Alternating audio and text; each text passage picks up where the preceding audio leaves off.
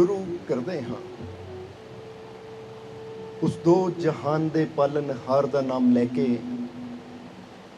जो सब ते बहुत ही रहमतां और बख्शिशां करने वाला है।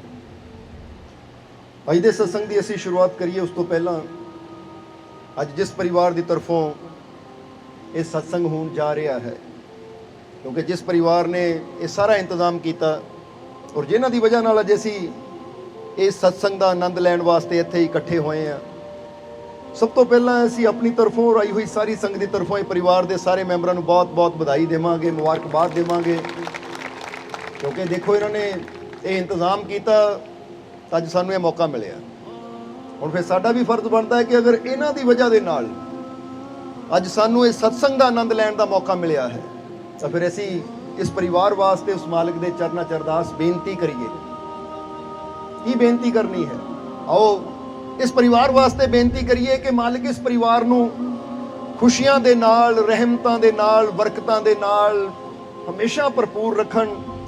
आने वाला समा इस परिवार वास्ते होर भी ज़्यादा खुशियां, कामयाबी, सफलता भरिया होवे। दिन दुगनी रात चौगनी तरक्की मालिक इन्हां नूं देण, कम्मां कारां च इन्हां दे बरकतां देण।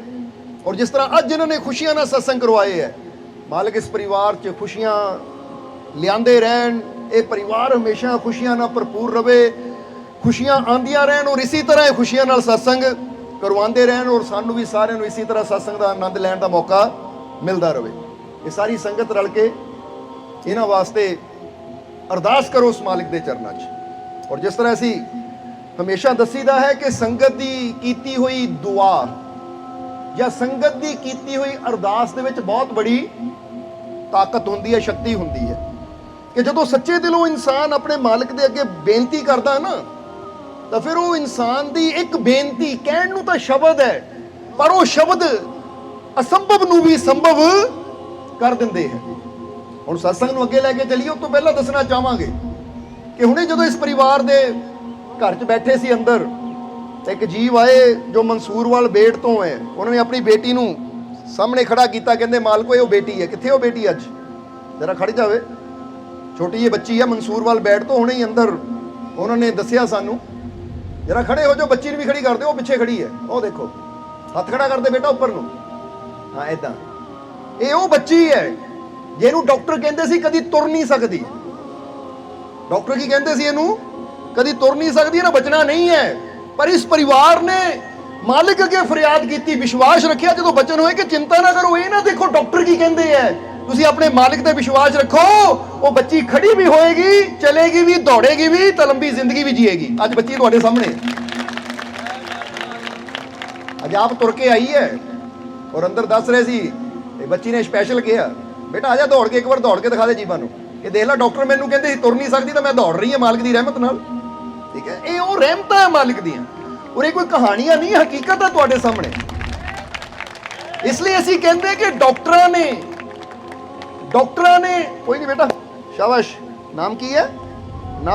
नव की दसिया सी? नवदीप, नवप्रीत, नवदीप दसिया सी ना। हाँ बच्ची का नाम नवदीप है, मंसूरवाल बैठ तो। चल शाबाश, हुण अगे अगे बहुत मालिकां ने खुशियां देनी है, चल बह जा, शाबाश। सो एक कुछ चीज़ां क्यों दस रहे हैं तुहानूं कि दुआ, फरियाद या कह लो कि अगर अपने मालिक ते असीं विश्वास रखते हैं ना, यकीन रखते हैं, तो फिर डॉक्टर ने जो सानू दसना है वो साडे हालात नूं देख के दसना है। समझदे हो कि नहीं? हुण डॉक्टर ने की दसना है? फर्ज करो तुहाडे ब्लड च कोई इन्फेक्शन है, तो डॉक्टर ने कहना टेस्ट करो, तो जो उस वेले दी रिपोर्ट है डॉक्टर ने उहदे मुताबिक दसना है कि इस वेले तेरी रिपोर्ट विच आ इन्फेक्शन है, तेरी शुगर इन्नी है, तेरा बीपी इन्ना है, यानी जो उस वेले दे हालात है डॉक्टर ने उहदे मुताबिक सानू दसना है कि काम हो सकता या नहीं हो सकता। पर मालिक की रहमत की करती है, मालिक की कृपा की करती है, क्योंकि डॉक्टर ने तो वो दसना जो दी मशीन कहती है, पर फकीर वो दसते हैं जो मालिक की रहमत कर सकती है। बस उत्थे गल है विश्वास दी। ताही तो असीं कई बार दसिया कि जीसस क्राइस्ट ने भी कहा है कि prayer is the key to the gate of heaven, कि इंसान की जिहड़ी प्रार्थना है ना, इंसान के मुंह चों निकलने वाली दुआ है, जो अरदास है, इनू सिर्फ शब्द ना समझो। जे तुहाडे अंदर विश्वास है तो तुहाडे मुंह चों निकलने वाले जिहड़े शब्द है ਇਹ ਕੁੰਜੀ ਬਣ ਕੇ ਜਾਂਦੇ ਹੈ, ਚਾਬੀ ਬਣ ਕੇ ਜਾਂਦੇ ਹੈ। ਔਰ ਪ੍ਰਮਾਤਮਾ ਦੇ ਘਰ ਦੀ ਜੋ ਰਹਿਮਤ ਦੀ ਦਰਵਾਜ਼ਾ ਹੈ ਨਾ, ਜੋ ਪ੍ਰਮਾਤਮਾ ਦੇ ਘਰ ਦਾ ਰਹਿਮਤ ਦਾ ਦਰਵਾਜ਼ਾ ਹੈ, ਇਹ ਸਮਝ ਲਓ ਇਹ ਸ਼ਬਦ ਉਹ ਚਾਬੀ ਬਣ ਕੇ ਜਾਂਦੇ ਹੋ ਰਹਿਮਤ ਦੇ ਦਰਵਾਜ਼ੇ ਦੀ। ਔਰ ਜਿਹਦੇ ਅੰਦਰ ਵਿਸ਼ਵਾਸ ਹੁੰਦਾ ਹੈ, ਚਾਬੀ ਇਦਾਂ ਦੀ ਘੁੰਮਦੀ ਹੈ ਕਿ ਰਹਿਮਤ ਦੇ ਦਰਵਾਜ਼ੇ ਖੁੱਲ ਜਾਂਦੇ ਔਰ ਨਾਮੁਮਕਿਨ ਵੀ ਮੁਮਕਿਨ ਹੋ ਜਾਂਦਾ ਹੈ, ਅਸੰਭਵ ਵੀ ਸੰਭਵ ਹੋ ਜਾਂਦਾ ਹੈ। ਗੱਲ ਵਿਸ਼ਵਾਸ ਦੀ ਹੈ, ਗੱਲ ਯਕੀਨ ਦੀ ਹੈ। ਇੱਥੇ ਸਾਨੂੰ ਇੱਕ ਹੋਰ ਬੜੀ ਪਿਆਰੀ ਘਟਨਾ ਯਾਦ ਆ ਗਈ ਕਿ ਜਿਹੜੀ ਕਿ ਬੜੀ ਮਸ਼ਹੂਰ ਘਟਨਾ ਹੈ। ਇਹ ਘਟਨਾ ਹੈ ਇੱਕ ਐਸੇ ਇਨਸਾਨ ਦੇ ਜੀਵਨ ਦੀ ਜਿਹਦਾ ਨਾਮ ਸੀ ਵਿਲੀਅਮ ਟੋਲਸ। ਕੀ ਨਾਮ ਸੀ?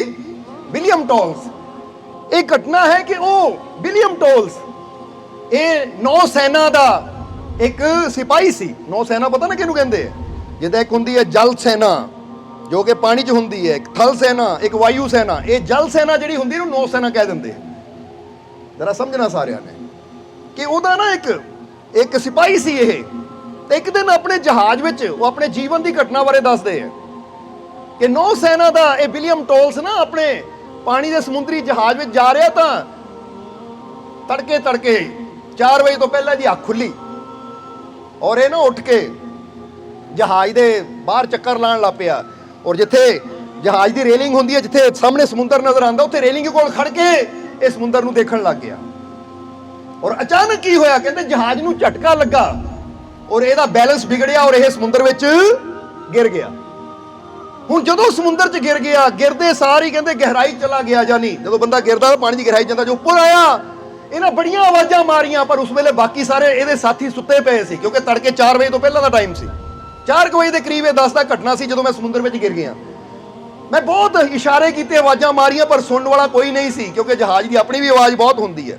ਜਹਾਜ਼ ਅੱਗੇ ਚਲਾ ਗਿਆ ਤਾਂ ਮੈਂ ਪਰੇਸ਼ਾਨ ਹੋ ਗਿਆ ਕਿ ਹੁਣ ਐਡੇ ਵੱਡੇ ਵਿਸ਼ਾਲ ਸਮੁੰਦਰ ਵਿੱਚ ਜਿੱਥੇ ਕਿਨਾਰਾ ਹੀ ਕੋਈ ਨਹੀਂ ਹੈ ਕਿ ਮੈਂ ਹੁਣ ਜਾਵਾਂ ਕਿੱਧਰ ਨੂੰ।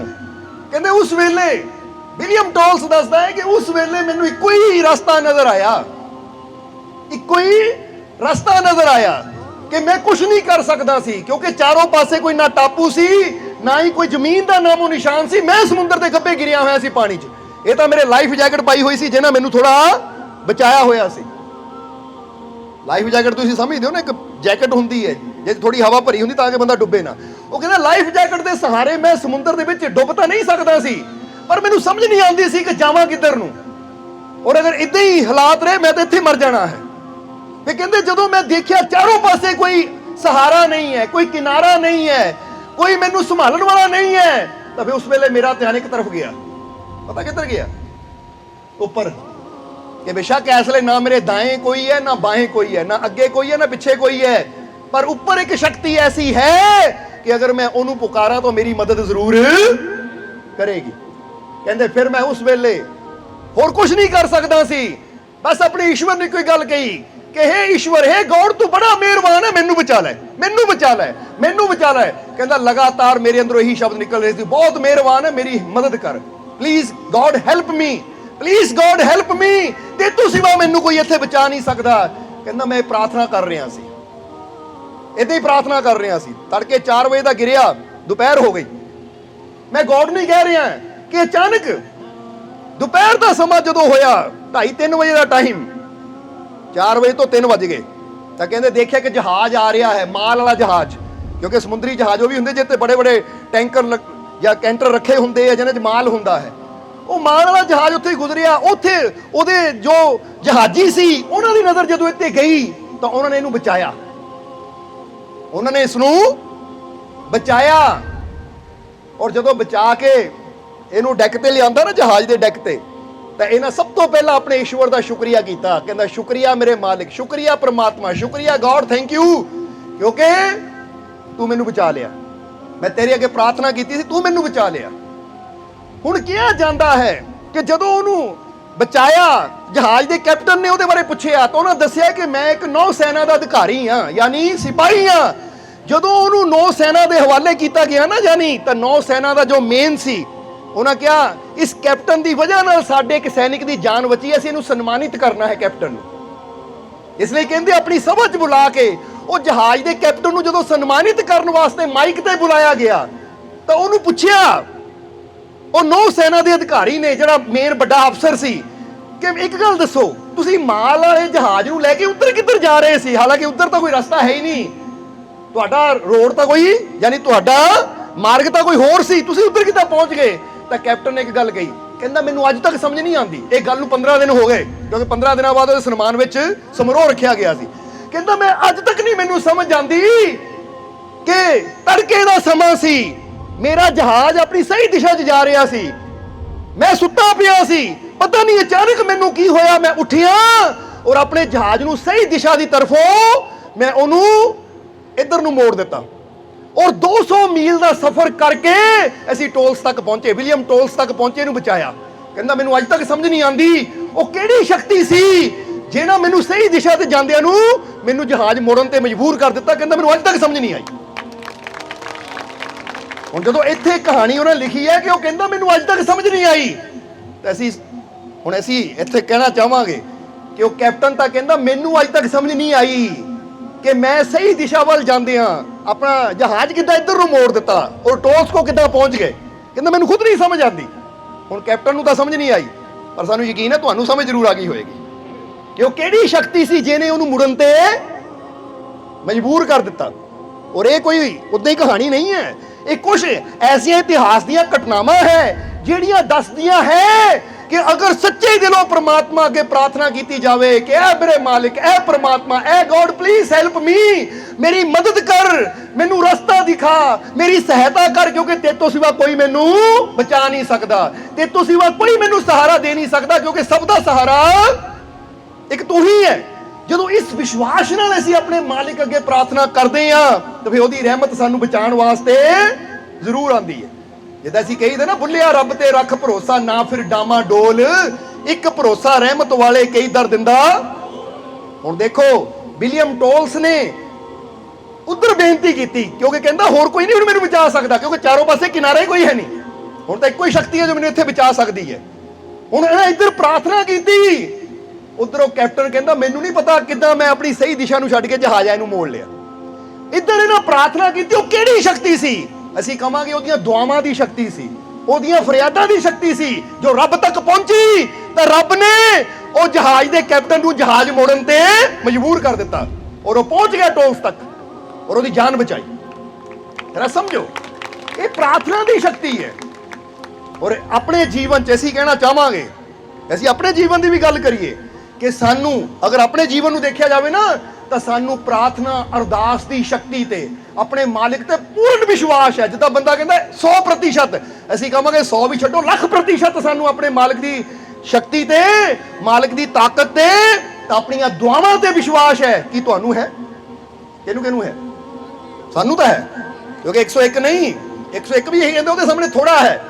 ਉੱਥੇ ਤਾਂ ਲੱਖਾਂ ਦੀ ਮੇਅਰਮੈਂਟ ਕਰਨ ਵਾਲੇ ਹੋਏ ਨਾ, ਲੱਖਾਂ ਕਰੋੜਾਂ, ਅਸੀਂ ਕਹਾਂਗੇ ਲੱਖਾਂ ਕਰੋੜਾਂ ਅਰਬਾਂ ਖਰਬ ਵੀ ਛੋਟੇ ਪੈ ਜਾਣਗੇ। ਸਾਨੂੰ ਇੰਨਾ ਵਿਸ਼ਵਾਸ ਹੈ ਆਪਣੇ ਮਾਲਿਕ ਤੇ ਔਰ ਆਪਣੇ ਮਾਲਿਕ ਦੇ ਉਸ ਬਚਨ ਤੇ ਕਿ ਤੂੰ ਵਿਸ਼ਵਾਸ ਨਾਲ ਮੰਗ, ਵਿਸ਼ਵਾਸ ਰੱਖ, ਮੈਂ ਤੈਨੂੰ ਹਰ ਮੁਸ਼ਕਿਲ ਤੋਂ ਬਚਾਊਂਗਾ ਕਿਉਂਕਿ ਮੈਂ ਤੇਰਾ ਪਿਤਾ ਹਾਂ।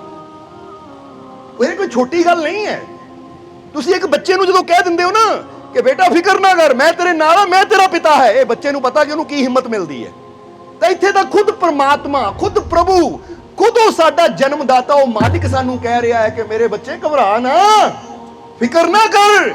ਜਦ ਵੀ ਕੋਈ ਮੁਸ਼ਕਿਲ ਆਵੇ ਤਾਂ ਕਦੀ ਆਪਣੇ ਆਪ ਨੂੰ ਇਕੱਲਾ ਨਹੀਂ ਸਮਝਣਾ, ਕਦੀ ਆਪਣੇ ਆਪ ਨੂੰ ਨਿਰਾਸ਼ਾ ਦੀ ਤਰਫ ਲੈ ਕੇ ਨਹੀਂ ਜਾਣਾ, ਬਲਕਿ ਇੱਕ ਵਿਸ਼ਵਾਸ ਰੱਖਣਾ ਹੈ, ਇੱਕ ਆਸ ਰੱਖਣੀ ਹੈ, ਇੱਕ ਉਮੀਦ ਰੱਖਣੀ ਹੈ, ਇੱਕ ਯਕੀਨ ਰੱਖਣਾ ਹੈ ਕਿ ਮੇਰਾ ਪਿਤਾ ਮੈਨੂੰ ਜੀਵਨ ਦੇਣ ਵਾਲਾ, ਮੇਰਾ ਮਾਲਿਕ ਮੇਰੇ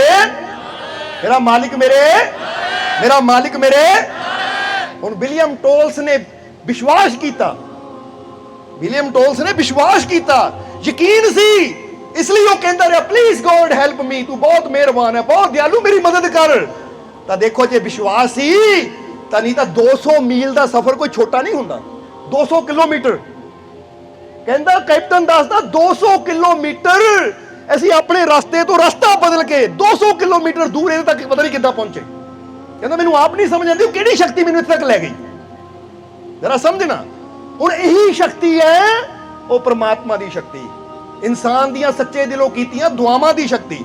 बस तुसी फरियाद करो यकीन रख के, विश्वास रख के, बाकी उत्ते छड़ दो। उन्हां हवावां नूं किद्दां बदल देना है, उन्हां मौसम नूं किद्दां बदल देना है, उन्हां हालातां नूं किद्दां बदल देना है, इह उहदे हत्थ 'च है। इत्थे बंदा कुछ नहीं कर सकदा। बंदे ने तो बस इक्को ही काम करना है, अपने मालिक ते पूरा विश्वास रखना है, यकीन रखना है, भरोसा रखना है, क्योंकि विश्वास नाल कीती हुई प्रार्थना कदी व्यर्थ।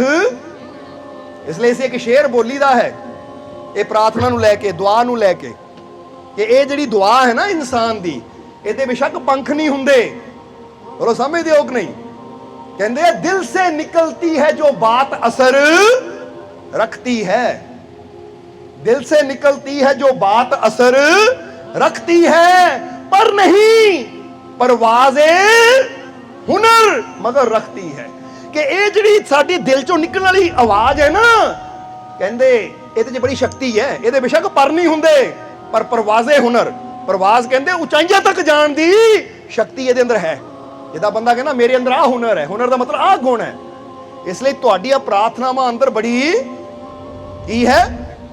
इसलिए अपनी प्रार्थना की शक्ति ते पहला विश्वास करना सीखो। इसलिए फिर कहांगे कि सानू दुआ की शक्ति ते, अरदास की शक्ति ते पूरा यकीन है। बस हुण लोड़ है तुसी भी अरदास की शक्ति नूं, प्रार्थना की शक्ति नूं। और प्रार्थना किहनूं किहा जांदा है? एक वो चीज़ हुंदी है जदों असीं किसी बंदे नूं कुछ कहंदे हां, और एक वो चीज़ हुंदी है जदों असीं अपने मालिक नूं कहंदे हां। अपने मालिक दे उत्ते विश्वास रख के उहनूं बेनती करदे, मालिक रहमत कर, किरपा कर। और फिर जदों इंसान कह दिता ना अपने मालिक नूं, फिर बंदा ये ना सोचे पता नहीं रहमत होनी है या नहीं, पता नहीं किरपा होनी है या नहीं, पता नहीं झोली भरनी है या नहीं। फिर तो इंसान यकीन रखे, भरोसा रखे, जे ਉਹਦੇ दर तक मेरी पुकार पहुंची है ना, तो मैनू विश्वास है रहमत भी जरूर। इसलिए विलियम टोल्स की कहानी है दसदी है। इसलिए फिर कहांगे कि कैप्टन तो हाले तक नहीं समझिया होएगा, जो कहना मैनू समझ नहीं आई, पर असीं समझ गए जो एक कहानी पढ़ी, जो सुनिया ये बारे असीं समझ गए। पर जेडे भी उस परमात्मा नाल प्रेम करने वाले वो सारे समझ सकते हैं कि वो एक शक्ति है जिहड़ी किधरों इंसान नूं किधर नूं मोड़ दिंदी है, वो नहीं पता है। इसलिए अज अगर तुहाडे जीवन च कोई मुश्किल है, कोई परेशानी है, तो निराश ना होवो, कमजोर ना अपने आप नूं पैण दिओ। क्योंकि स्वामी विवेकानंद जी ने एक गल बड़ी प्यारी कही है। स्वामी विवेकानंद जी ने एक गल बड़ी प्यारी कही है, ये सानू सारिਆਂ ਨੂੰ अपने ना दिल ते लिख लेनी चाहिए है। उन्होंने कहा है कि strength is life, weakness is death. Strength is life, weakness is death. वो कहते शक्ति ही जीवन है, निर्बलता मृत्यु है। कि जदों तुसी अपने आप को निर्बल समझ लिया, कमजोर समझ लिया, या अपने आप को समझ लिया कि मैं नहीं कर सकता, मेरे तो नहीं होना, तो कहते समझ लो तू जींदे जी मर गया। फिर तो तू जींदे जी मर गया। क्योंकि जेडे इंसान अपने परमात्मा ते विश्वास करने वाले है ना, उन्हां सामने हालात जिद्दां दे मर्जी आ जाण, मुश्किल जिद्दां दी मर्जी आ जावे, समा जिद्दां दा मर्जी आ जावे, वो कदी ये नहीं कहंदे मैं हार गया। वो कहंदे हालात जिन्ना मर्जी माड़ा है, समा जिद्दां दा मर्जी है, पर मैनू यकीन है अपने मालिक ते कि उहदी शक्ति मेरे नाल है, मैं कमजोर नहीं हां, मैं अपने शक्तिशाली पिता दी शक्तिशाली संतान है, जित मेरी जरूर होएगी। ये विश्वास है अंदर। इसलिए साडा सारियां दा फर्ज बनता है कि जे उन्होंने कहा ना स्ट्रेंथ इज लाइफ और वीकनेस इज डेथ, कि कमजोरी अपने आप को कमजोर समझना, अपने आप को निर्बल समझना, वो कहते मृत्यु के समान है। इसलिए कभी अपने अंदर सवाल ना आन दिओ कि मैं कमजोर हाँ। कितना कमजोर हो तुसी? तुहाडा पिता कौन है? तुहानू जिंदगी देने वाला कौन है? तुसी किहड़े नूर तो बने हो? तो क्यों अपने आप को कमजोर कह के अपने रब की, अपने मालिक की, अपने पिता की तौहीन कर दो? क्यों उसकी बेइज्जती कर दो? जिदा एक राजे का बेटा होवे, वो अपने आप को कहे मैं तो भिखारी हाँ, मैं तो भिखारी हाँ, तो राजे को दुख कितना लगना है? वो राजे की संतान होके, बादशाह की औलाद होके तू अपने आप को भिखारी कही जाता है? शर्म की गल है। समझ दो कि नहीं? जिदा कई बार दसी ना शेर की औलाद होवे तो उन्हें शेर ही होना है, पर शेर हो गए मैं तो गिद्दड़, मैं तो गिद्दड़, तो शेर नूं भी शर्म आनी, शर्म कर, शक्ल देख अपनी। शेर होके शेर दे घर जन्म लैके अपने नूं गिद्दड़ समझी जांदा तू? वो कित्थे गई तेरी अकल, कित्थे गई तेरी समझ? कि क्यों बेवकूफां वालियां गल्लां करदा है कि मैं गिद्दड़, मैं गिद्दड़? तू गिद्दड़ नहीं है, तू की है? शेर हाँ। तो फिर जदों तुसीं भी गल्लां करदे हो ना मैं कमजोर, इसलिए फिर कहांगे कि नर नारायणी रूप है, नर नारायणी रूप है। ओए तू मत समझे ये देह, जो समझे तो हरी मिले, ना समझे तो खे। खे का मतलब मिट्टी हुंदा है कि नर दे अंदर ही नारायण बैठा है, ये नर दे अंदर ही नारायण छुपिया होया है। कहते इनू सिर्फ शरीर ही ना समझो, तू मत समझे दे, इनू सिर्फ इन्ना ही ना समझ के ये शरीर ही है। जिदा बंदा कहता शरीर ही है, हट मास का बनिया। जरा समझना सारिया ने। कई बार बंदा की कह दिंदा है, उन्होंने पूछो तू कौन है, भाई मैं तो हड मास का बनिया एक पुतला आ। बोलो समझते हो कि नहीं? हुण जेड़ा इन्नी की गल ही समझदा है ना कि मैं हड मास का बनिया पुतला आ, वो फिर अपने आप को कमजोर ही समझे, क्योंकि हड्डी भी कमजोर होंदी है, टुट जाती है, मास भी कमजोर होंदा है, फट जाता है, हो जाता कि नहीं? ताही तो कहते कि लाठी मारो इट मारो तो खून निकल लग जाता, नहीं मास फट गया। वो जे हड मास के पिंजरे ही आ, फिर तो असीं कमजोर हाँ, फिर तो कोई भी आएगा मार के चला जाएगा, कोई भी आएगा हरा के चला जाएगा। पर जे असीं सोचिए कि मैं सिर्फ हड मास का पिंजरा नहीं हाँ, ये हड मास सिर्फ मेरा कपड़ा है, एक देह है, पर मैं ये अंदर रहने वाली वो परम शक्ति का अंश हाँ। मैं परम शक्ति पिता दी शक्तिशाली संतान है, और जे मेरा पिता शक्तिशाली है तो कोई ताकत मैनू हरा, कोई ताकत मेरा कुछ बिगाड़। और बड़ी हैरानी सानू उदों हुंदी जदों बंदा माड़ियां माड़ियां गल्लां तो डर जाता। मैं जी आ टूणे कोल टप गया, मेरा पता नहीं हुण की हो जाना। वो एडी वड्डी ताकत परमात्मा तेरे कोल बैठा, तू टूणियां टिप्पियां की फिक्र ही करी जाता है, तू निंबूआं इलायचियां की फिक्र ही करी जाता है। और बड़ी हैरानी की गल है, वो कई बार इंसान नूं कहीदा अपने अंदर बैठे मालिक ते यकीन रखो। नहीं जी आ कोई इलायची लूची बना दे, कि इलायची नहीं बनाते, समझदे हो कि नहीं? वो इलायचियां ते विश्वास है तुहानूं, तां तुहानूं अपने अंदर बैठे रब ते विश्वास ही है नहीं, ਉਹਦੀ ਰਹਿਮਤ ਤੇ ਯਕੀਨ ਹੀ ਹੈ ਨਹੀਂ। ਇਸ ਕਰਕੇ ਅਸੀਂ ਤੁਹਾਡੇ ਅੰਦਰਲੇ ਰਹਿਮਤ ਦੇ ਤੱਤ ਨੂੰ ਇੰਨਾ ਵਧਾਉਣਾ ਚਾਹੁੰਦੇ ਹਾਂ ਕਿ ਤੁਹਾਡੇ ਅੰਦਰ ਇੱਕ ਨਿਡਰਤਾ ਆ ਜਾਵੇ, ਤੁਹਾਡੇ ਅੰਦਰ ਇੱਕ ਸਾਹਸ ਆ ਜਾਵੇ, ਤਾਂ ਕਿ ਤੁਸੀਂ ਦੁਨੀਆ ਦੇ ਕਿਸੇ ਵੀ ਕੋਨੇ ਤੇ ਖੜ ਜਾਓ, ਜਿੱਥੇ ਸਾਰੀ ਦੁਨੀਆ ਜਾਣ ਤੋਂ ਡਰਦੀ ਹੈ। ਮਜ਼ਾ ਤਾਂ ਫੇਰ ਹੈ ਮਾਲਕ ਦੇ ਬੱਚੇ ਉੱਥੇ ਵੀ ਸ਼ਾਨ ਨਾਲ ਖੜ ਜਾਂਦੇ, ਉੱਥੇ ਵੀ ਸਿਰ ਚੱਕ ਕੇ ਜਾਣ ਕਿ ਜਿਸ ਡਰ ਤੇ ਸਭ ਲੋਕ ਡਰਤ ਹੈ वो डर गुरमुख नहीं। कबीर साहब कहते जेड़े डर तो ना ਜਿਹੜੀ ਚੀਜ਼ ਸਾਰੇ ਲੋਕਾਂ ਨੂੰ ਡਰਾਈ ਬੈਠੀ ਹੈ, ਜਿਹੜੇ ਗੁਰੂ ਦੇ ਪਿਆਰੇ ਹੁੰਦੇ ਆ, ਆਪਣੇ ਮਾਲਿਕ ਦੇ ਪਿਆਰੇ ਹੁੰਦੇ ਆ, ਉਹ ਇਦਾਂ ਦੀਆਂ ਚੀਜ਼ਾਂ ਤੋਂ ਵੀ ਡਰਦੇ ਨਹੀਂ ਹੈ। ਉਹ ਤਾਂ ਬੇਫਿਕਰ ਹੋ ਕੇ ਸੀਨਾ ਤਾਣ ਕੇ ਖੜ ਜਾਂਦੇ ਆ, ਸਮਝਦੇ ਹੋ ਕਿ ਨਹੀਂ? ਇਸ ਲਈ ਸਿਰਫ ਇਹਨੂੰ ਦੇਹੀ ਨਾ ਸਮਝੋ। ਇਸ ਲਈ ਤਾਂ ਗੁਰਬਾਣੀ ਵੀ ਕਹਿੰਦੀ ਹੈ ਕੱਪੜ ਰੂਪ ਸੁਹਾਵਣਾ। ਉਹ ਕਹਿੰਦੇ ਸਿਰਫ ਕੱਪੜਾ ਹੀ ਹੈ, ਇਹਦੇ ਅੰਦਰ ਬੈਠੀ ਸ਼ਕਤੀ ਤਾਂ ਕੁਛ ਹੋਰ ਹੈ, ਸਮਝਦੇ ਹੋ ਕਿ ਨਹੀਂ? ਇਹ ਕਹਿੰਦੇ ਕੱਪੜਾ ਹੈ ਇਹ ਦੇਹੀ, पर जिन्हें कपड़े नूं ही अपना आप समझ लिया तो कपड़े ने फटना भी है, पुराना भी होना है। बोलो समझदे हो कि नहीं? ताही तो कई कहते हाय हुण बुढ़े हो चले आ, हुण कमजोर हो गए, उम्र बढ़ती जा रही है, दिन प्रतिदिन बुढ़े होंदे जा रहे हैं, कमजोर होंदे जा रहे हैं। मतलब कपड़ा ही समझदे अपने आप नूं, क्योंकि कपड़ा जो फैक्ट्री चों निकलना आ तो बड़ा मजबूत हुंदा, पर जिद्दां जिद्दां साल 2 साल 6 महीने बीतने हैं तो कपड़ा हौली हौली कमजोर हुंदा है। बोलो समझदे हो कि नहीं? पर जे होवे रब दा नूर तो एक गल का जवाब देना कि रब का नूर कभी कमजोर हो सकता है, कभी पुराना हो सकता है नहीं।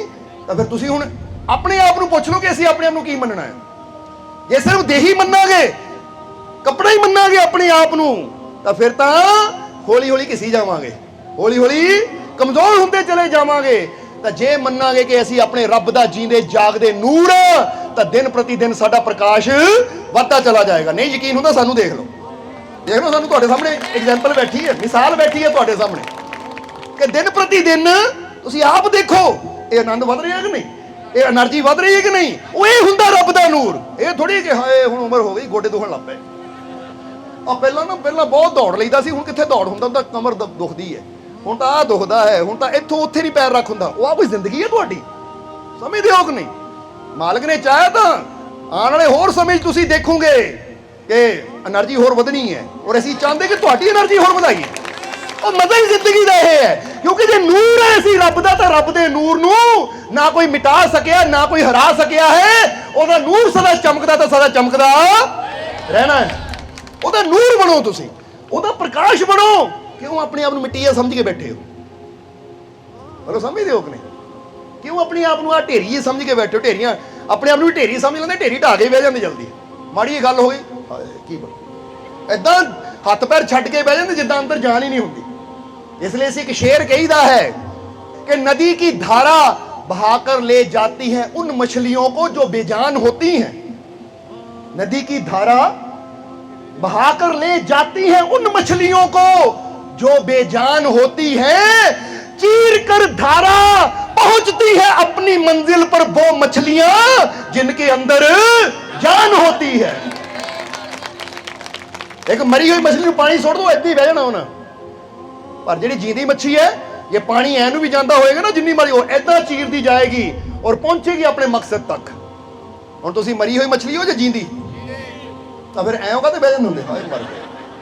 ਮਾੜੀ ਜਿਹੀ ਕੋਈ ਦੁੱਖ ਦੀ ਖਬਰ ਸੁਣ ਲਈ, ਹਾਏ ਕੀ ਬਣੂ। ਮਾੜੀ ਕੋਈ ਗੱਲ ਹੋ ਗਈ, ਉਹ ਭਾਈ 10,000 ਦਾ ਹੈ, 10,000 ਦਾ ਘਾਟਾ ਪੈ ਗਿਆ, ਹਾਏ ਮਰ ਗਏ। ਉਹ ਦਾਤਾ ਜੀਂਦਾ ਹੈ, ਦਾਤਾ ਬੈਠਾ ਹੈ, ਉੱਤੇ ਵਿਸ਼ਵਾਸ ਰੱਖ, 10 ਗਿਆ ਤਾਂ ਲੱਖ ਦੇਗਾ। ਸਮਝਦੇ ਹੋ ਕਿ ਨਹੀਂ? ਕਿਉਂਕਿ ਦੇਣ ਵਾਲਾ ਸਲਾਮਤ ਹੈ, ਤਾਂ ਫਿਰ ਦਾਤਾ ਦੀ ਫਿਕਰ ਕਾਦੀ। ਜੇ ਦਾਤਾ ਸਾਥ ਹੋਵੇ ਤਾਂ ਬੰਦਾ ਕਦੀ ਦਾਤਾ ਨੂੰ ਦੇਖ ਕੇ ਨਿਰਾਸ਼ ਨਹੀਂ ਹੁੰਦਾ, ਬਲਕਿ ਦਾਤੇ ਨੂੰ ਦੇਖ ਕੇ ਉਹਦੀ ਸਾਰੀ ਨਿਰਾਸ਼ਾ, ਸਾਰੀ ਉਦਾਸੀ ਦੂਰ ਹੋ ਜਾਂਦੀ ਹੈ। ਉਹ ਇੱਕੋ ਹੀ ਯਕੀਨ ਰੱਖਦਾ ਹੈ ਕਿ ਜਿਸਨੇ ਮੈਨੂੰ ਜੀਵਨ ਦਿੱਤਾ, ਮੇਰਾ ਦਾਤਾ ਜੇ ਮੇਰੇ ਨਾਲ ਹੈ, ਤਾਂ ਦਾਤਾ ਦੀ ਕਮੀ ਕਦੀ ਮੈਨੂੰ, ਇਹ ਕਹਿ ਦਿਓ ਕਮੀ ਕਦੀ ਮੈਨੂੰ, ਕਮੀ ਕਦੀ ਮੈਨੂੰ, ਕਿਉਂਕਿ ਮੇਰਾ ਦਾਤਾ ਮੈਨੂੰ ਦਾਤਾ ਦੇਣ ਵਾਲਾ ਮਾਲਿਕ ਮੇਰਾ ਦਾਤਾ ਮੇਰੇ। ਇਹ ਜੋਸ਼ ਰੱਖਿਆ ਕਰੋ ਆਪਣੇ ਅੰਦਰ, ਫਿਰ ਦੇਖੋ ਤਾਂ ਜਿੱਧਰ ਜਾਓਗੇ ਅੱਗੇ ਵੱਧਦੇ ਚਲੇ ਜਾਓਗੇ। ਕਿਉਂਕਿ ਜੀਵਨ ਦੇ ਵਿੱਚ ਲਹਿਰਾਂ ਤਾਂ ਆਣੀਆਂ ਹੀ ਹੈ, ਤੂਫਾਨ ਤਾਂ ਆਣੀ ਹੀ ਹੈ, ਪਰ ਬੇਜਾਨ ਜੇ ਬਣ ਕੇ ਪਏ ਰਵਾਂਗੇ ਨਾ, ਹਾਏ ਮੈਂ ਮਰ ਗਿਆ, ਹਾਏ ਮੇਰੇ ਤੋਂ ਕੁਝ ਨਹੀਂ ਹੋਣਾ, ਹਾਏ ਆ ਮੁਸੀਬਤ ਦਾ ਹੱਲ ਨਹੀਂ ਹੋਣਾ, ਇਹ ਬੇਜਾਨ ਹੈ, ਇਹ ਵੀਕਨੈਸ ਹੈ। ਔਰ स्वामी विवेकानंद जी कहते वीकनेस इज डेथ, कहते कमजोरी ही मृत्यु है। इसलिए अपने आप को कमजोर ना समझ, क्योंकि एक बंदा अगर ढेरी ढा के बह गया, हुण समझ लो ढेरी ढा के अज बैठा, तो बंदा कहता मौत ਉਹਦੀ 90 साल बाद, वो कहते बेशक 90 साल बाद चिता ते साड़िया गया, पर मारो अज ही गया। बोलो समझ हो कि नहीं? इसलिए अपने आप को कभी कमजोर ना समझो, अपने अंदर कभी वीकनेस ना आन दो, अपने अंदर और शक्ति को पहचानो कि जिस शक्ति तो मैं पैदा होया वो शक्ति मेरे रोम रोम विच बसदी है। क्योंकि परमात्मा बसदा कि नहीं तुहाडे रोम रोम च? किहनूं किहनूं विश्वास है? सारिआं नूं विश्वास है कि साडे रोम रोम विच साडा मालिक वसदा है, साडे रोम रोम विच साडा ओ प्रभु वसदा है, ओ साडा मालिक वसदा है। तो जे रोम रोम विच ओ शक्तिशाली परमात्मा वसदा तो तुसीं कमजोर किदां हो सकदे हो? फिर तुसीं वीक किदां हो सकदे हो? फिर तुहानूं वीकनेस क्यों फील होंदी है? फिर तो तुहानूं हमेशा स्ट्रेंथ फील होनी चाहिए है। बोलो समझदे हो कि नहीं? फिर तो इदां होना चाहिए है कि जे डॉक्टर चैक भी करे ना, ओ भाई तेरा बीपी बड़ा डिगिया होया है या तेरा खून इन्ना घट है, पर समझ नहीं आती, तू फिर खड़ा है। समझदे हो कि नहीं? तो उसले बंदा कहता मेरा खून जीरो भी हो जाए ना, बीपी जीरो भी हो जाए, भी मेरे अंदर इन्ना विश्वास है कि मैं माउंट एवरेस्ट चढ़न की शक्ति रखता है, क्योंकि मैनू सहारा देने वाला मेरा मालिक, ਉਹ ਮੈਨੂੰ ਸੰਭਾਲਣ ਵਾਲਾ ਮੇਰਾ ਮਾਲਿਕ ਮੇਰੇ ਨਾਲ ਹੈ। ਕਿਉਂਕਿ ਦੁਨੀਆ ਡਾਕਟਰਾਂ ਨਾਲ ਤੁਰਦੀ ਹੈ, ਦਵਾਈਆਂ ਨਾਲ ਤੁਰਦੀ ਹੈ, ਪਰ ਅਸੀਂ ਆਪਣੇ ਮਾਲਿਕ ਦੀਆਂ ਰਹਿਮਤਾਂ ਨਾਲ ਤੁਰਦੇ ਹਾਂ। ਔਰ ਜਿਹੜਾ ਰਹਿਮਤ ਨਾਲ ਤੁਰੇ ਉਹਨੂੰ ਗਿਰਾਉਣ ਵਾਲਾ ਕੋਈ ਹੋ ਹੀ ਨਹੀਂ ਸਕਦਾ। ਇਸ ਲਈ ਤੁਸੀਂ ਕਿਹਦੇ ਨਾਲ ਤੁਰਨਾ ਹੈ? ਰਹਿਮਤ ਨਾਲ ਤੁਰਨਾ ਹੈ ਨਾ। ਤੇ ਐਵੇਂ ਸਾਨੂੰ ਆਪਣੇ ਆਪ ਨੂੰ ਕਮਜ਼ੋਰ ਸਮਝਦੇ ਹੋ। ਅੱਜ ਲੋਕ ਪਹਿਲਾਂ ਤਾਂ ਇਹ ਕਮਜ਼ੋਰੀ ਛੱਡੋ ਔਰ ਅੱਜ ਸੰਕਲਪ ਕਰੋ। ਸੰਕਲਪ ਕਰਨ ਦਾ ਮਤਲਬ ਹੈ ਆਪਣੇ ਆਪ ਨਾਲ ਵਾਅਦਾ ਕਰੋ ਕਿ ਅੱਜ ਤੋਂ ਆਪਣੇ ਆਪ ਨੂੰ ਕਮਜ਼ੋਰ ਨਹੀਂ ਮੈਂ ਸਮਝਣਾ, और मैं अपने आप को शक्तिशाली समझना है और अपनी शक्ति को बढ़ाने की कोशिश करनी है। क्योंकि शक्ति, शरीरिक शक्ति, मानसिक शक्ति और आत्मिक शक्ति, ये तीन चीज़ों ते सानू थोड़ा कम करना पैंदा है। समझदे हो कि नहीं? शरीरिक शक्ति बढ़ाने वास्ते सानू की करना पैंदा है? शरीरिक शक्ति बढ़ाने वास्ते सानू बॉडी की स्ट्रेंथ बढ़ाने वास्ते सानू अच्छी खुराक लेनी पैंदी है। की करना पैंदा है? अच्छी खुराक लैनी पैंदी है, नाल एक्सरसाइज करनी पैंदी है, थोड़ी बहुती कसरत करनी पैंदी है। क्योंकि जिन्ना ज़्यादा असी ना अपने शरीर तो मेहनत करते हैं उन्ना साडा शरीर मजबूत भी होंदा चला जाता है। इसलिए अगर जीवन च बुरे हालात आन ना, कोई मुश्किल सामने आवे, तो ये ना कोई मुश्किल क्यों आ गई, बल्कि ये सोचो ये मुश्किल मैनू मारन नहीं, मैनू हरान नहीं, मैनू मजबूत बनाने आई है। क्योंकि मुश्किलों विच दी गुजर के बंदा मजबूत बनता कि नहीं? ਹੁਣ ਕੋਈ ਤੁਹਾਡੇ ਇੱਕ ਪਾਸੇ ਥੱਪੜ ਮਾਰੀ ਜਾਵੇ ਐ ਤਾਂ ਹੁਣ ਤੁਸੀਂ ਆਪ ਦੱਸਣਾ ਕਿ ਥੋੜੇ ਸਮੇਂ ਬਾਅਦ ਨਾ ਤੁਹਾਡਾ ਉਹ ਪਾਸਾ ਮਜ਼ਬੂਤ ਹੋ ਜਾਏਗਾ। ਹੁਣ ਕਈ ਬੱਚੇ ਦੇਖੇ ਨਾ ਸਾਡੇ ਕੋਲ ਆਂਦੀ ਫਰਿਆਦ, ਮਾਲਕ ਨੂੰ ਜਿੰਨਾ ਮਰਜ਼ੀ ਮਾਰ ਲਓ ਇਹ ਤੇ ਅਸਰ ਹੀ ਨਹੀਂ ਹੁੰਦਾ ਸੀਗਾ, ਹੁਣ ਮਾਰ ਮਾਰ ਕੇ ਪਕਾਈ ਇੰਨਾ ਦਿੱਤਾ ਤੁਸੀਂ। ਕਿਉਂਕਿ ਜਦੋਂ ਕਿਸੇ ਨੂੰ ਮਾਰੀ ਜਾਣਾ ਬੰਦਾ ਕਹਿੰਦਾ ਇੰਨਾ ਕੀ ਪੈਣਾ, ਹੋਰ ਕੀ ਪੈਣੀ ਹੈ। ਔਰ ਜਿਹਦੇ ਵਿਚਾਰੇ ਦੇ ਕਦੀ ਲੱਗੀ ਨਾ ਹੋਵੇ ਉਹਨੂੰ ਹੱਥ ਵੀ ਚੱਕ ਲਓ ਨਾਲ ਹੀ ਰੋਣਾ ਸ਼ੁਰੂ ਕਰ ਦੇਗਾ, ਕਿਉਂਕਿ ਉਹਦੀ ਕਦੀ ਲੱਗੀ ਨਹੀਂ। ਜਿਹਦੇ ਨਹੀਂ ਲੱਗੀ ਉਹ ਕਮਜ਼ੋਰ ਹੁੰਦਾ ਹੈ, ਤਾਂ ਜਿਹਦੇ ਲੱਗਦੀ ਹੈ ਉਹ ਕਮਜ਼ੋਰ ਹੁੰਦਾ। ਫਿਰ कभी बॉक्सर नूं देखो, कहते मुहम्मद अली ने एक बॉक्सर सी, उन्हें जो बॉक्सिंग रिंग में जाना ना प्रैक्टिस वास्ते, तो उन्हें इदा खड़ जाना हाथ इदा करके, तो अपने सामने प्रैक्टिस करने वास्ते साथी नूं कहना मेरे पेट च मुक्के मार। जरा हुण गौर करना, तो उन्हें सिर्फ खड़ना है अपना साह रोक के, और उन्होंने मुक्के मारने कभी पेट च, कभी पिठ ते, कभी छाती ते। क्यों मरवांदा सी ओह कि अगर इत्थे मैं सट नूं बर्दाश्त कर गया तो जदों मैं रिंग च मैच लाऊंगा तो उहदे मुक्किआं दा मेरे ते असर कोई, क्योंकि कोई भी इंसान प्रैक्टिस बाहर करता है और मैच विच रिंग च जित्तिया जाता है, मैदान च जित्तिया जाता है। तो जे बाहर प्रैक्टिस ना कीती होवे तो मैदान में मैच भी कभी बंदा जित सकता है। हुण तुसीं पता नहीं क्यों, पता नहीं जिंदगी का मैच तुसीं जितना नहीं चाहते, तां ही तो रब नूं कहंदे रब्बा आ कोई मुसीबत ना आवे, कोई दुख ना आवे। ओए दुख तुहानूं मारन नहीं आंदे, बल्कि दुख तुहानूं मजबूत बनाउण आंदे है। क्योंकि जदों असीं दुख नूं सहन कर गए ना, गुजर गए उच्ची, तो फिर साडी स्ट्रेंथ, साडी शक्ति होर भी वध जाती है। ये तो तुसीं कदी अभ्यास करके देखना ना, तुसीं अपना एको ही हत्थ पहला हौली हौली किते इदां करना शुरू कर दिओ, समझदे हो कि नहीं? फिर हौली हौली हौली हौली तुहाडी स्ट्रेंथ नहीं बढ़े, जोर नाल ही मारूंगे तुहाडे हत्थ ते कोई असर, या चलो इदां तां नहीं करना, इदां कर लो कि कदी ना गिलास में गर्म गर्म दुध पा के गिलास नूं पकड़ो, फिर छड्ड दिओ, जो गर्म लगे छड्ड दिओ। रोज इदां अभ्यास करो ना, तो एक टाइम आएगा जो दुध उन्ना ही गर्म होएगा, पर तुसीं गिलास नूं हत्थ च आराम नाल चक सकदे हो। हुण कई बार इत्थे बीबियां नूं पता होएगा कि जो रोटी तवे तो थलदियां ना, वो बड़े मजे नाल चक करदा, दूजा वो बड़ी गर्म है। जिन्हें कभी हत्थ नहीं लाया उन्होंने गर्म है, तो आराम नाल चक के इदां इत्थों इदां, उन्होंने गर्मी नहीं लगती, क्योंकि उंगलियां पक चुकियां है। सो किसी भी तकलीफ च जदों असीं गुजरदे हैं ना, वो तकलीफ सानूं पकांदी है, मजबूत बनांदी है। पर जदों इंसान कवे रब्बा तकलीफ ही ना आवे, ये दुख ना आवे मेरे जीवन च कदी भी, तो फिर रब कहंदा कमजोर होके पैना है या मजबूत बनना है। और कोई बाप कदी नहीं चाहता मेरा बच्चा कमजोर होवे। इसलिए इत्थे सानूं महाभारत की एक बड़ी प्यारी गल याद आ गई कि जदों जंग होनी सी, युद्ध होना सी पांडवां विच और कौरवां विच, तो कहंदे अगले दिन युद्ध शुरू होना सी, तो शाम के समय दुर्योधन किहदे कोल गया? द्रोण दे कोल, गुरु द्रोण दे कोल। और एक गुरु द्रोण वो सी जिन्हें अर्जुन नूं धनुष विद्या सिखाई सी। हुण जदों दुर्योधन गया द्रोण दे कोल, तो देखिया द्रोण ना चिंता विच है, थोड़ा जिहा टेंशन विच है। तो दुर्योधन बड़ा हैरान होया कि साडा गुरु जिन्हें सानू शिक्षा दी, विद्या सिखाई, ये चिंता क्यों कर रहे, टेंशन च क्यों है? तो उस वेले दुर्योधन ने पूछा, गुरुदेव तुसी फिक्र च क्यों, चिंतित क्यों हो? तो उसले द्रोण ने कहा, कल नूं युद्ध शुरू हो जाना, मैनू अर्जुन नूं लैके फिक्र है, क्योंकि अर्जुन बहुत अच्छा तीर अंदाज है। इसलिए 5 पांडवां चों अर्जुन ही साडी सेना नूं खत्म कर सकता है। इसलिए मैं उहदे बारे सोच रहा हां। ਉਹ ਦੁਰਯੋਧਨ ਕਹਿੰਦਾ ਕਮਾਲ ਦੀ ਗੱਲ ਹੈ ਗੁਰੂਦੇਵ, ਅਰਜੁਨ ਨੂੰ ਧਨੁਸ਼ ਵਿਦਿਆ ਤੁਸੀਂ ਸਿਖਾਈ ਹੈ, ਅਰਜੁਨ ਨੂੰ ਧਨੁਸ਼ ਵਿਦਿਆ ਤੁਸੀਂ ਸਿਖਾਈ ਹੈ, ਤਾਂ ਤੁਸੀਂ ਉਹਦੇ ਕੋਲ ਡਰ ਰਹੇ ਹੋ? ਤਾਂ ਉਸਲੇ द्रोण ਨੇ ਇੱਕ ਗੱਲ ਕਹੀ ਬੜੀ ਪਿਆਰੀ, ਉਹ ਗੱਲ ਸਾਡੇ ਸਾਰਿਆਂ ਵਾਸਤੇ ਬੜੀ ਸਮਝਣ ਵਾਲੀ ਹੈ। ਤਾਂ ਉਸ ਵੇਲੇ द्रोण ਕਹਿੰਦਾ ਕਿ ਦੁਰਯੋਧਨ ਠੀਕ ਹੈ, ਅਰਜੁਨ ਨੂੰ ਧਨੁਸ਼ ਵਿਦਿਆ ਮੈਂ ਸਿਖਾਈ ਹੈ ਬਾਹਰੋਂ, ਕਿਉਂਕਿ ਮੈਂ ਉਹਨੂੰ ਬਾਹਰੋਂ ਉਹ ਸਾਰੇ ਹੁਨਰ ਸਿਖਾਏ ਜੋ ਇੱਕ ਧਨੁਸ਼ਧਾਰੀ ਦੇ ਅੰਦਰ ਹੋਣੇ ਚਾਹੀਦੇ ਹੈ। पर आ जेड़े तू उन्होंने 13 साल का बनवास दिता ना, ये 13 साल के बनवास ने जंगल जंगल घूम के भटक भटक के तकलीफां चल चल के और 5 पांडवां नूं अंदरों इन्ने मजबूत बना दिता है कि हुण कोई उन्होंने गिरा सकता ही नहीं। इसलिए जे तू 13 साल का बनवास देने की बजाय सीधा युद्ध च खड़ा कर दिंदा तो अर्जुन ने मरना सी मेरे हथों। पर हुण ये 13 साल की मेहनत, 13 साल दी तकलीफां दुखा ने उन्होंने अंदरों इन्ना मजबूत कर दिता, वो इन्ने अंदरों मजबूत हो चुके हैं कि हुण उन्होंने तोड़ना बड़ा ही मुश्किल है। इसलिए दुर्योधन 13 साल का बनवास दे के तू अर्जुन या पांडवां का कोई नुकसान नहीं किया, बल्कि उन्होंने फायदा ही किया है, क्योंकि 13 साल पहला वो बच्चे सी कमजोर सी, पर हुण ओही अंदरों मजबूत हो गए खड़े हुए हैं और हुण उन्होंने गिराना मुश्किल है। और यही चिंता का कारण है मेरा, क्योंकि मैं धनुष विद्या बाहरों सिखाई, पर यह मुसीबतां ने, ये तकलीफां ने, ये 13 साल जंगल जंगल घूम के जंगली जानवरों का सामना करके, मुसीबतों का सामना करके वो अंदरों इन्ना मजबूत हो चुके हैं कि मेरी बाहरों सिखाई हुई धनुष विद्या नालों ज्यादा मैनूं ओहदा खतरा जो अंदरों वो मजबूत हो गए।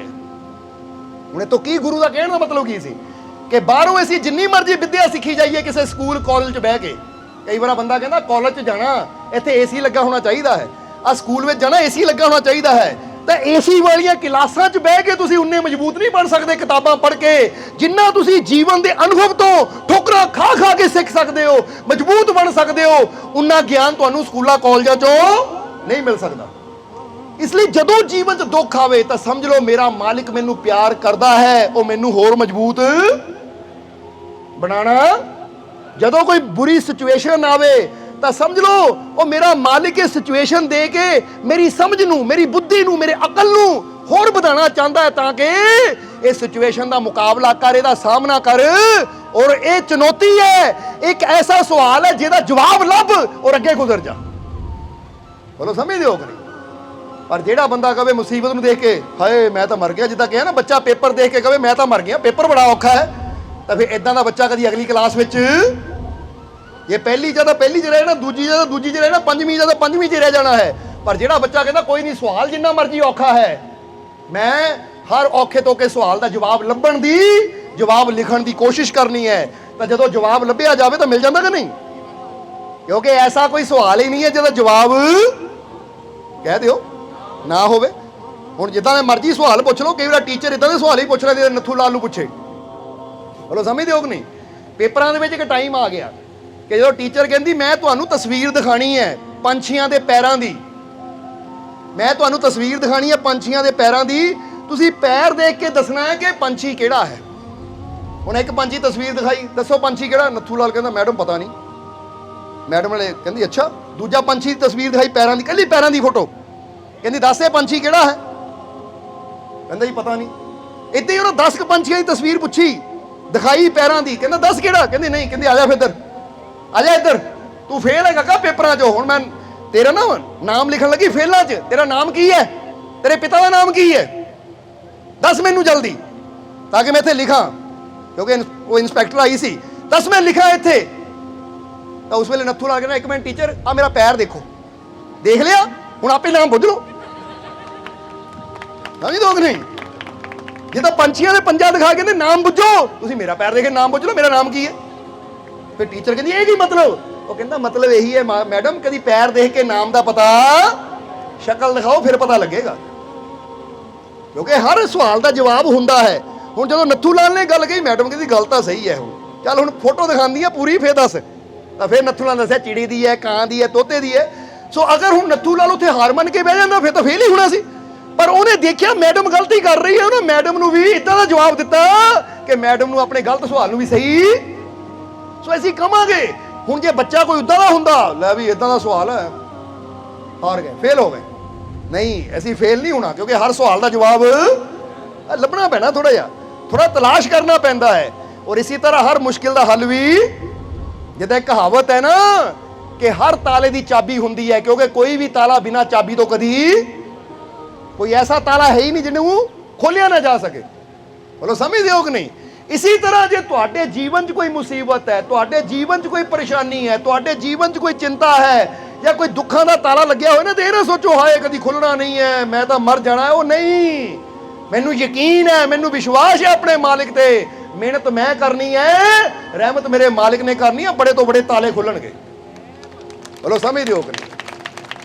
ताही तां कहंदे है कि जे बंदा सोच लवे ना, विश्वास रखे, ਤਾਂ ਫਿਰ ਕੀ ਨਹੀਂ ਹੋ ਸਕਦਾ।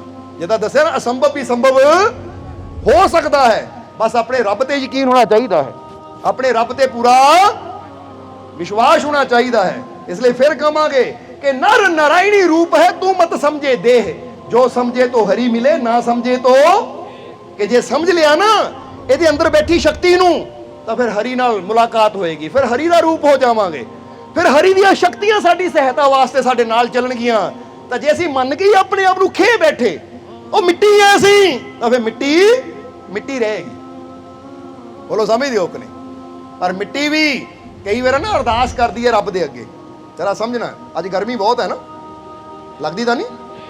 ਪਰ ਇੱਥੇ ਥੋੜਾ ਦੱਸ ਦਈਏ, ਇੱਕ ਵਾਰ ਨਾ ਕਹਿੰਦੇ ਮਿੱਟੀ ਨੇ ਰੱਬ ਨੂੰ ਬੇਨਤੀ ਕੀਤੀ, ਮਿੱਟੀ ਨੇ, ਜੰਗਲ ਦੀ ਮਿੱਟੀ ਨੇ ਰੱਬ ਨੂੰ ਬੇਨਤੀ ਕੀਤੀ, ਰੱਬਾ ਕਾਹਦੀ ਜ਼ਿੰਦਗੀ ਮੇਰੀ, ਆ ਕਾਹਦਾ ਮੇਰਾ ਜੀਵਨ, ਆ ਕਾਹਦੀ ਤੂੰ ਮੈਨੂੰ ਜ਼ਿੰਦਗੀ ਦਿੱਤੀ ਹੈ। ਹੈ ਕਮਾਲ ਦੀ ਗੱਲ ਹੈ, ਕੋਈ ਦੇਖਦਾ ਨਹੀਂ, ਕੋਈ ਪੁੱਛਦਾ ਨਹੀਂ, ਨਾ ਮੇਰੀ ਕੋਈ ਕੀਮਤ, ਨਾ ਕੋਈ ਮੇਰੇ ਵੱਲ ਦੇਖਦਾ ਹੈ।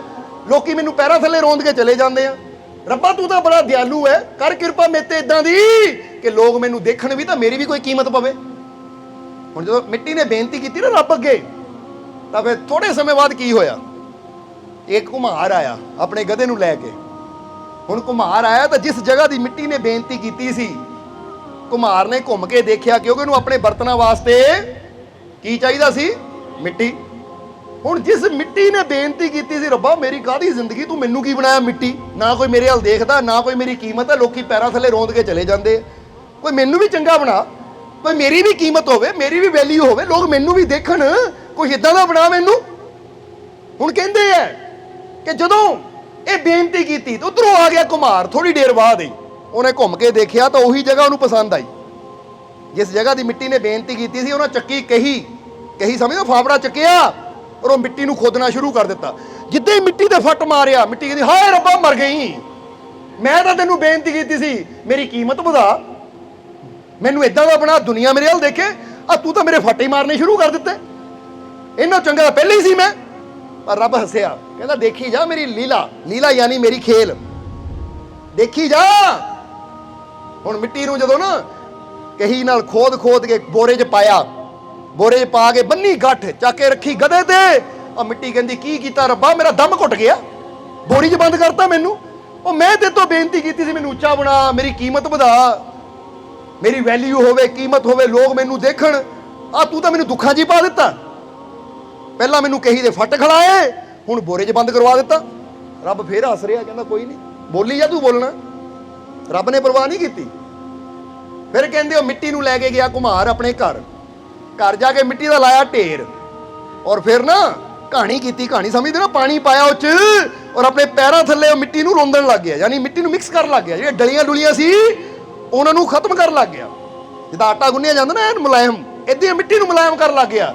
ਹੁਣ ਜਦੋਂ ਮਿੱਟੀ ਦੇ ਉੱਪਰ ਪੈਰ ਪੈ ਰਹੇ ਹੈ, ਪੈਰਾਂ ਥੱਲੇ ਰੋਂਦੀ ਜਾ ਰਹੀ ਮਿੱਟੀ, ਫੇਰ ਕਹਿੰਦੀ ਹੈ ਰੱਬਾ ਕੀ ਕਰ ਰਿਹਾ, ਮੈਂ ਚੰਗੀ ਤੇਰੇ ਅੱਗੇ ਦੁਆ ਕਰ ਲੈ, ਚੰਗਾ ਤੇ ਤੋਂ ਮੰਗ ਲਿਆ, ਤੂੰ ਤਾਂ ਮੇਰੀ ਜ਼ਿੰਦਗੀ ਦੁੱਖਾਂ 'ਚ ਹੀ ਪਾ ਦਿੱਤੀ।